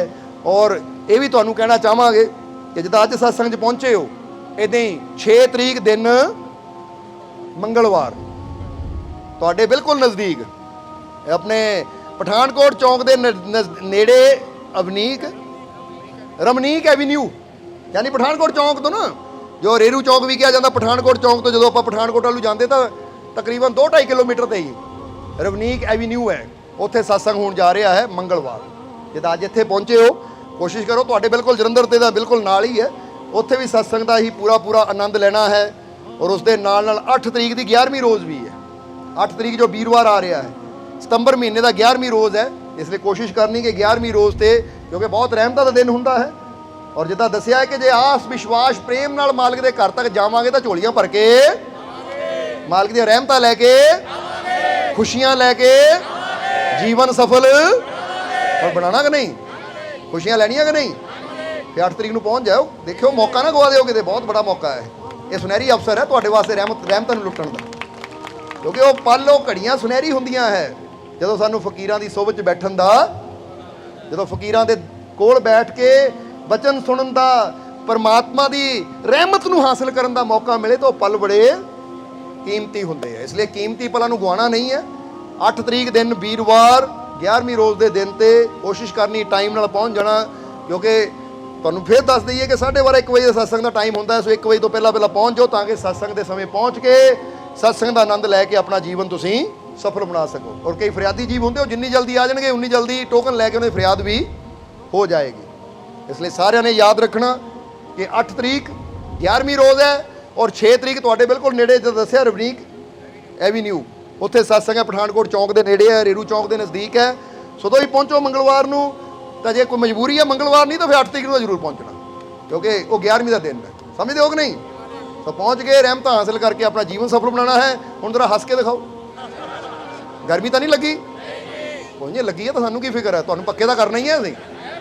ਇਸ ਲਈ ਇੰਨਾ ਵੀ ਜ਼ਿਆਦਾ ਗਰਮੀ ਹੋਵੇ ਤਾਂ ਵੀ ਨਹੀਂ ਹਟਣਾ ਹੈ ਅਸੀਂ, ਕਿਉਂਕਿ ਸਾਨੂੰ ਪਤਾ ਕਿ ਜਿੰਨੀ ਤੁਸੀਂ ਅੱਗ ਨੂੰ ਬਰਦਾਸ਼ਤ ਕਰੋਗੇ, ਗਰਮੀ ਨੂੰ ਬਰਦਾਸ਼ਤ ਕਰੋਗੇ, ਉਨਾ ਹੀ ਭਾਂਡਾ ਤੁਹਾਡਾ ਪੱਕੇਗਾ, ਔਰ ਜਿੰਨਾ ਭਾਂਡਾ ਪੱਕੇਗਾ ਉਨਾ ਮਾਲਕ ਦੀ ਰਹਿਮਤ ਨਾਲ ਭਰੇਗਾ ਵੀ, ਕਿਉਂਕਿ ਜਿਹੜਾ ਘੜਾ ਹੀ ਕੱਚਾ ਹੋਵੇ ਖਾਲੀ ਰਹਿ ਜਾਂਦਾ ਹੈ, ਟੁੱਟ ਵੀ ਜਾਂਦਾ ਹੈ, ਔਰ ਜਿਹੜੇ ਘੜੇ ਪੱਕੇ ਹੁੰਦੇ ਐ ਉਹ ਭਰਦੇ ਵੀ ਐ ਤਾਂ ਨਜ਼ਾਰੇ ਵੀ ਜ਼ਿੰਦਗੀ ਦੇ ਲੈ ਲੈਂਦੇ ਐ। ਇਸ ਲਈ ਪੱਕਣਾ ਆ ਤਾਂ ਕਿ ਮਾਲਕ ਦੀ ਰਹਿਮਤ ਦੇ ਨਜ਼ਾਰੇ ਲੈ ਕੇ ਆਪਣੇ ਜੀਵਨ ਨੂੰ ਸਫਲ ਬਣਾ ਕੇ ਜਾਈਏ, ਸਮਝਦੇ ਹੋ ਕਿ ਨਹੀਂ। ਔਰ ਦੇਖੋ ਇਹ ਪਰਿਵਾਰ ਦੇ ਕਮੇਟੀ ਮੈਂਬਰਾਂ ਨੇ ਵੀ ਤੁਹਾਡੇ ਵਾਸਤੇ ਰਹਿਮਤਾਂ ਤਿਆਰ ਕੀਤੀਆਂ, ਇਸ ਲਈ ਸਤਸੰਗ ਤੋਂ ਬਾਅਦ ਰਹਿਮਤ ਲੈ ਕੇ ਜਾਣਾ, ਬਰਕਤ ਹੁੰਦੀ ਹੈ, ਇਸ ਲਈ ਬਰਕਤ ਨੂੰ ਲੈ ਜਾਣਾ। ਸਤਸੰਗ ਤੋਂ ਬਾਅਦ ਲਾਈਨ ਲਗਾ ਕੇ ਰਸ਼ ਨਹੀਂ ਕਰਨਾ, ਕਿਉਂਕਿ ਸਾਰਿਆਂ ਨੂੰ ਮਿਲੇਗੀ। ਔਰ ਇੱਕ ਹੋਰ ਸਾਡੇ ਕੋਲ ਆਇਆ ਕਿ ਸਰਬ ਸਾਂਝਾ ਸਤਸੰਗ 18 ਸਤੰਬਰ ਦਿਨ ਐਤਵਾਰ ਨੂੰ ਪਿੰਡ ਰਮੀਦੀ, ਸੁਭਾਨਪੁਰ ਤੋਂ ਅੰਮ੍ਰਿਤਸਰ ਰੋਡ, ਜ਼ਿਲ੍ਹਾ ਕਪੂਰਥਲਾ। ਇਹ 18 ਸਤੰਬਰ ਦਿਨ ਐਤਵਾਰ ਨੂੰ, ਯਾਨੀ ਇਸੇ ਮਹੀਨੇ ਦੀ 18 ਤਰੀਕ ਦਿਨ ਐਤਵਾਰ ਨੂੰ ਇਹ ਸਰਬ ਸਾਂਝਾ ਸਤਸੰਗ ਰਮੀਦੀ ਪਿੰਡ ਵਿੱਚ ਹੋਣ ਜਾ ਰਿਹਾ ਹੈ, ਜੋ ਸੁਭਾਨਪੁਰ ਤੋਂ ਅੰਮ੍ਰਿਤਸਰ ਰੋਡ ਤੇ ਹੈ, ਜ਼ਿਲ੍ਹਾ ਕਪੂਰਥਲਾ। ਰਮੀਦੀ ਬਾਰੇ ਤੁਹਾਨੂੰ ਪਤਾ ਲੱਗ ਹੀ ਗਿਆ ਹੈ। ਸੋ 6 ਨੂੰ ਵੀ ਪਹੁੰਚੋ, 8 ਨੂੰ ਪਹੁੰਚੋ ਤਾਂ ਰਮੀਦੀ ਪਹੁੰਚ ਕੇ ਵੀ ਆਨੰਦ ਲੈਣਾ ਹੈ, ਕਿਉਂਕਿ ਸਤਸੰਗ ਤਾਂ ਜਿੰਨਾ ਮਿਲੇ ਉਨਾ, ਕਿਉਂਕਿ ਸੰਤ ਦਾਦੂ ਨੇ ਕਿਹਾ ਜਿਉਂ ਜਿਉਂ ਪੀਵੇ ਪ੍ਰੇਮ ਰਸ ਤਿਉਂ ਤਿਉਂ ਬੜੇ ਪਿਆਸ, ਐਸਾ ਕੋਈ ਵਿਰਲਾ ਹੈ ਜਗ ਮੇ ਦਾਦੂ ਦਾਸ। ਉਹ ਕਹਿੰਦੇ ਕੋਈ ਵਿਰਲਾ ਹੁੰਦਾ ਕਿ ਜਿੱਦਾਂ ਜਿੱਦਾਂ ਪੀ ਜਾਂਦਾ ਨਾ, ਨਹੀਂ ਤਾਂ ਪਤਾ ਕੋਈ ਕਹਿੰਦਾ ਹਾਲੇ ਕੱਲ ਹੀ ਤਾਂ ਸੁਣਿਆ ਸੀ, ਹੁਣ ਸੁਣਾਂਗੇ ਅਗਲੇ ਮਹੀਨੇ। ਇਹਦਾ ਮਤਲਬ ਪ੍ਰੇਮੀ ਨਹੀਂ ਹੈ, ਪਿਆਸਾ ਨਹੀਂ ਹੈ। ਜਿਹਦੇ ਅੰਦਰ ਪਿਆਸ ਹੁੰਦੀ ਉਹ ਕਹਿੰਦਾ ਹੁਣ ਸੁਣ ਲਿਆ, ਹੁਣ ਤਾਂ ਪਿਆਸ ਹੈ, ਦੁਬਾਰਾ ਕਦੋਂ ਮਿਲੇ। ਹੈ ਤੁਹਾਡੇ ਅੰਦਰ ਇਹ ਕਿਹਦੇ ਕਿਹਦੇ ਅੰਦਰ ਹੈ? ਜਿਹਦਾ ਕਹਿੰਦਾ ਢਿੱਡ ਨਹੀਂ ਭਰਿਆ, ਢਿੱਡ ਕਹਿੰਦੇ, ਨੀਅਤ ਕਹਿੰਦੇ, ਦਿਲ ਕਹਿੰਦੇ ਆ, ਜੋ ਮਰਜ਼ੀ ਕਹਿ ਲਓ, ਭਰਦਾ ਨਹੀਂ ਹੈ ਜਿਹਦੇ ਅੰਦਰ ਪਿਆਰ ਹੁੰਦਾ ਹੈ। ਉਹ ਤਾਂ ਕਹਿੰਦੇ ਇਹ ਤਨ ਮੇਰਾ ਚਸ਼ਮਾ ਹੋਵੇ, ਕਹਿ ਦਿਓ ਫਿਰ, ਪਤਾ ਨਾ ਤੁਹਾਨੂੰ ਸਾਰਿਆਂ ਨੂੰ। ਚਲੋ ਫਿਰ ਅੱਜ ਕਹੀਏ, ਇਹ ਤਨ ਮੇਰਾ ਚਸ਼ਮਾ ਹੋਵੇ, ਲੂ ਲੂ ਦੇ ਮੁੰਡ ਲੱਖ ਲੱਖ ਚਸ਼ਮਾ ਇੱਕ ਖੋਲਾ, ਇਤਨਾ ਡਿਠਿਆ ਮੈਨੂੰ ਸਬਰ ਨਾ ਆਵੇ ਹੋਰ ਕਿਦੇ ਵੱਲ, ਮੁਰਸ਼ਦ ਦਾ ਦੀਦਾਰ ਹੈ ਬਾਹੂ ਮੈਨੂੰ ਲੱਖ ਕਰੋੜਾ। ਅੱਜ ਕਿੰਨੇ ਹੱਜ ਕਰ ਲਏ ਫਿਰ ਤੁਸੀਂ? ਚਲੋ ਇੱਥੇ ਹੁਣ ਹੱਜ ਕਰਨ ਪਹੁੰਚ ਜਾਓ, 6 ਤਰੀਕ ਨੂੰ ਵੀ ਤਾਂ 8 ਤਰੀਕ ਨੂੰ ਵੀ, ਫਿਰ 18 ਨੂੰ ਰਮੀਦੀ ਦੇਖ ਲਓ। ਚਲੇ ਪਹੁੰਚੋ ਔਰ ਮਾਲਕ ਦੀਆਂ ਰਹਿਮਤਾਂ ਨੂੰ ਹਾਸਿਲ ਕਰੋ। ਔਰ ਨਾਲ ਇਹ ਵੀ ਦੱਸਣਾ ਚਾਹਾਂਗੇ 2 ਅਕਤੂਬਰ ਨੂੰ ਬਹੁਤ ਬੜਾ ਦਿਨ ਆ ਰਿਹਾ, ਯਾਨੀ ਅਗਲਾ ਮਹੀਨਾ ਜੋ ਸ਼ੁਰੂ ਹੋ ਰਿਹਾ 2 ਅਕਤੂਬਰ ਨੂੰ ਦਰਬਾਰ ਤੇ ਬੜੇ ਮਾਲਕਾਂ ਦਾ ਮਹਾਨ ਪਵਿੱਤਰ ਪ੍ਰਗਟ ਦਿਵਸ ਬੜੇ ਧੂਮਧਾਮ ਨਾਲ ਮਨਾਇਆ ਜਾ ਰਿਹਾ ਹੈ, ਜਿਹਦੀ ਖੁਸ਼ੀ ਵਿੱਚ 21 ਤਰੀਕ ਤੋਂ ਪ੍ਰਭਾਤ ਫੇਰੀਆਂ ਵੀ ਸ਼ੁਰੂ ਹੋ ਜਾਣੀਆਂ ਹੈ। ਫਿਰ 1 ਤਰੀਕ ਨੂੰ ਦੁਪਹਿਰ ਨੂੰ ਸ਼ੋਭਾ ਯਾਤਰਾ ਵੀ ਹੈ, ਸ਼ਾਮ ਨੂੰ ਵੀ ਸਤਸੰਗ ਹੈ। ਫਿਰ 2 ਤਰੀਕ ਨੂੰ ਵੀ ਬੜੇ ਮਾਲਕਾਂ ਦਰਬਾਰ ਤੇ ਨਿਸ਼ਾਨ ਸਾਹਿਬ ਦੀ ਚੜ੍ਹਾਈ ਹੋਣੀ ਹੈ, ਉਹ ਵੀ ਬਹੁਤ ਬੜਾ ਖੁਸ਼ੀਆਂ ਦਾ ਦਿਨ ਹੈ। ਉਹ ਸਾਲਾਨਾ ਪ੍ਰੋਗਰਾਮ ਹੈ ਜੋ ਸਾਲ ਬਾਅਦ ਆਉਂਦਾ ਹੈ, ਤਾਂ ਤੁਸੀਂ ਸਾਰਿਆਂ ਨੇ ਆਪ ਵੀ ਆਉਣਾ ਹੈ, ਆਪਣੇ ਸੱਜਣਾ ਮਿੱਤਰਾਂ ਨੂੰ ਵੀ ਲੈ ਕੇ ਆਉਣਾ, ਔਰ ਉਹ ਪ੍ਰੋਗਰਾਮ ਵਿੱਚ ਸ਼ਾਮਿਲ ਹੋ ਕੇ ਉਹ ਖੁਸ਼ੀਆਂ ਦੇ ਦਿਨ ਤੇ ਮਾਲਕ ਦੇ ਕਦਮਾਂ 'ਚ ਪਹੁੰਚ ਕੇ ਮਾਲਕ ਦੀਆਂ ਰਹਿਮਤਾਂ ਪ੍ਰਾਪਤ ਕਰਨੀਆਂ ਹੈ। ਯਾਦ ਰੱਖਣਾ ਕਿੰਨੀ ਅਕਤੂਬਰ ਰਥ ਯਾਤਰਾ 1 ਅਕਤੂਬਰ, ਔਰ ਮਾਲਕਾਂ ਦਾ ਮਹਾਨ ਪਵਿੱਤਰ ਪ੍ਰਗਟ ਦਿਵਸ, ਜਿਹਦੀਆਂ ਖੁਸ਼ੀਆਂ ਦੀਆਂ ਪ੍ਰਭਾਤ ਫੇਰੀਆਂ 21 ਤਰੀਕ ਤੋਂ ਸ਼ੁਰੂ ਹੋ ਜਾਣੀਆਂ, ਯਾਨੀ 10-11 ਦਿਨ ਨਾ ਲਗਾਤਾਰ ਆਨੰਦ ਹੀ ਆਨੰਦ ਵਰਸਣਾ ਹੈ। ਇਸ ਲਈ ਕੋਸ਼ਿਸ਼ ਕਰਨਾ ਕਿ ਅਸੀਂ ਇਹ 'ਚ ਜ਼ਰੂਰ ਸ਼ਾਮਿਲ ਹੋਈਏ ਔਰ ਮਾਲਕ ਦੀਆਂ ਰਹਿਮਤਾਂ ਹਾਸਲ ਕਰਕੇ ਆਪਣਾ ਜੀਵਨ ਸਫਲ ਬਣਾਈਏ। ਔਰ ਫਿਰ ਦੱਸਾਂਗੇ ਜਦੋਂ ਰਹਿਮਤ ਲੈਣ ਵਾਲਾ ਤਾਂ ਲਾਈਨ ਆਰਾਮ ਨਾਲ ਬਣਾ ਲਿਓ, ਧੱਕਾ ਮੁੱਕੀ ਨਾ ਕਰਿਓ, ਰਹਿਮਤ ਸਭ ਨੂੰ ਮਿਲੇਗੀ, ਪਰ ਅਸੀਂ ਇਹ ਵੀ ਖਿਆਲ ਰੱਖਣਾ ਕਿ ਸਾਡੀ ਵਜ੍ਹਾ ਨਾਲ ਕਿਸੇ ਨੂੰ ਤਕਲੀਫ ਨਾ ਹੋਵੇ, ਪਿਆਰ ਨਾਲ, ਕਿਉਂਕਿ ਮਾਲਕ ਦਾ ਘਰ ਹੈ ਔਰ ਮਾਲਕ ਦੇ ਘਰ 'ਚ ਸਭ ਦੀਆਂ ਝੋਲੀਆਂ ਰਹਿਮਤਾਂ ਨਾਲ। ਇਸ ਲਈ ਫਿਰ ਇੱਕ ਵਾਰ ਹੱਸ ਕੇ ਦਿਖਾ ਦਿਓ ਸਾਨੂੰ, ਤਾਂ ਜਿੱਦਾਂ ਇਸ ਵੇਲੇ ਤੁਸੀਂ ਖੁਸ਼ ਹੋ, ਤੁਹਾਡੇ ਚਿਹਰਿਆਂ ਤੇ ਸਮਾਈਲ ਹੈ, ਇਹ ਮਾਲਕ ਰਹਿਮਤ ਕਰਨ ਕਿ ਤੁਹਾਡੀ ਇਹ ਖੁਸ਼ੀ, ਤੁਹਾਡੀ ਇਹ ਸਮਾਈਲ ਹਮੇਸ਼ਾ ਬਣੀ ਰਵੇ। ਆਉਣ ਵਾਲਾ ਸਮਾਂ ਤੁਹਾਡੇ ਸਭ ਦੇ ਵਾਸਤੇ ਖੁਸ਼ੀਆਂ, ਕਾਮਯਾਬੀ, ਸਫਲਤਾ ਭਰਿਆ ਹੋਵੇ। ਦਿਨ ਦੁਗਣੀ ਰਾਤ ਚੌਗਣੀ ਮਾਲਿਕ ਤੁਹਾਨੂੰ ਤਰੱਕੀ ਦੇਵੇ ਔਰ ਤੁਹਾਨੂੰ ਇੰਨਾ ਮਜ਼ਬੂਤ ਬਣਾ ਦੇਵੇ, ਇੰਨੀ ਤਾਕਤ ਮਾਲਿਕ ਤੁਹਾਨੂੰ ਦੇਣ ਕਿ ਤੁਸੀਂ ਵੀ ਸਮਝ ਸਕੋਗੇ ਸਟਰੈਂਥ ਇਜ਼ ਲਾਈਫ, ਕਿ ਮੇਰਾ ਮਾਲਿਕ ਮੇਰੇ ਨਾਲ ਹੈ, ਤਾਂ ਜੇ ਉਹਦੀ ਰਹਿਮਤ ਮੇਰੇ ਨਾਲ ਹੈ ਤਾਂ ਕੋਈ ਸ਼ਕਤੀ ਮੈਨੂੰ ਮਾਰ, ਕੋਈ ਸ਼ਕਤੀ ਮੈਨੂੰ ਹਰਾ, ਮੈਨੂੰ ਯਕੀਨ ਹੈ ਜਿੱਤ ਮੇਰੀ ਹੋਏਗੀ, ਕਿਉਂਕਿ ਮੇਰਾ ਮਾਲਿਕ ਮੇਰੇ। ਇਸ ਲਈ ਤੁਸੀਂ ਜਿੱਤਣ ਲਈ ਪੈਦਾ ਹੋਏ ਹੋ, ਵਿਸ਼ਵਾਸ ਰੱਖੋ, ਦੁਨੀਆ ਨੂੰ ਜਿੱਤ ਕੇ ਦਿਖਾਣਾ ਹੈ। ਆਉਣ ਵਾਲਾ ਸਮਾਂ ਤੁਹਾਡੇ ਵਾਸਤੇ ਖੁਸ਼ੀਆਂ, ਕਾਮਯਾਬੀ, ਸਫਲਤਾ ਭਰਿਆ ਹੋਵੇ। ਹਰ ਮੈਦਾਨ 'ਚ ਮਾਲਿਕ ਤੁਹਾਨੂੰ ਕਾਮਯਾਬੀ ਦੇਣ, ਸਫਲਤਾ ਦੇਣ, ਜਿੱਤ ਦੇਣ। ਜਿੱਧਰ ਵੀ ਜਾਓ ਖੁਸ਼ੀਆਂ ਨਾਲ ਜਾਓ, ਹੱਸਦੇ ਮੁਸਕਰਾਉਂਦੇ ਜਾਓ। ਜਿੱਥੇ ਜਦੋਂ ਵੀ ਆਓ ਹੱਸਦੇ ਮੁਸਕਰਾਉਂਦੇ, ਖੁਸ਼ੀਆਂ ਨਾਲ ਆਓ। ਦਿਨ ਦੁਗਣੀ ਰਾਤ ਚੌਗਣੀ ਤਰੱਕੀ ਮਾਲਿਕ ਤੁਹਾਨੂੰ ਦੇਵੇ। ਇਹੀ ਸਾਡੀ ਉਸ ਮਾਲਿਕ ਦੇ ਚਰਨਾਂ 'ਚ ਅਰਦਾਸ ਬੇਨਤੀ ਹੈ। ਔਰ ਹੁਣ ਅੰਤ ਵਿੱਚ ਤੁਹਾਡੇ ਸਭ ਦੇ ਅੰਦਰ ਵਸਦੇ ਉਸ ਮਾਲਿਕ ਨੂੰ ਅਸੀਂ ਪ੍ਰਣਾਮ ਕਰਦੇ ਹਾਂ। ਸਾਡਾ ਪ੍ਰਣਾਮ ਸਵੀਕਾਰ ਕਰੋ। ਜੈ ਮਾਲਕਾ ਦੀ।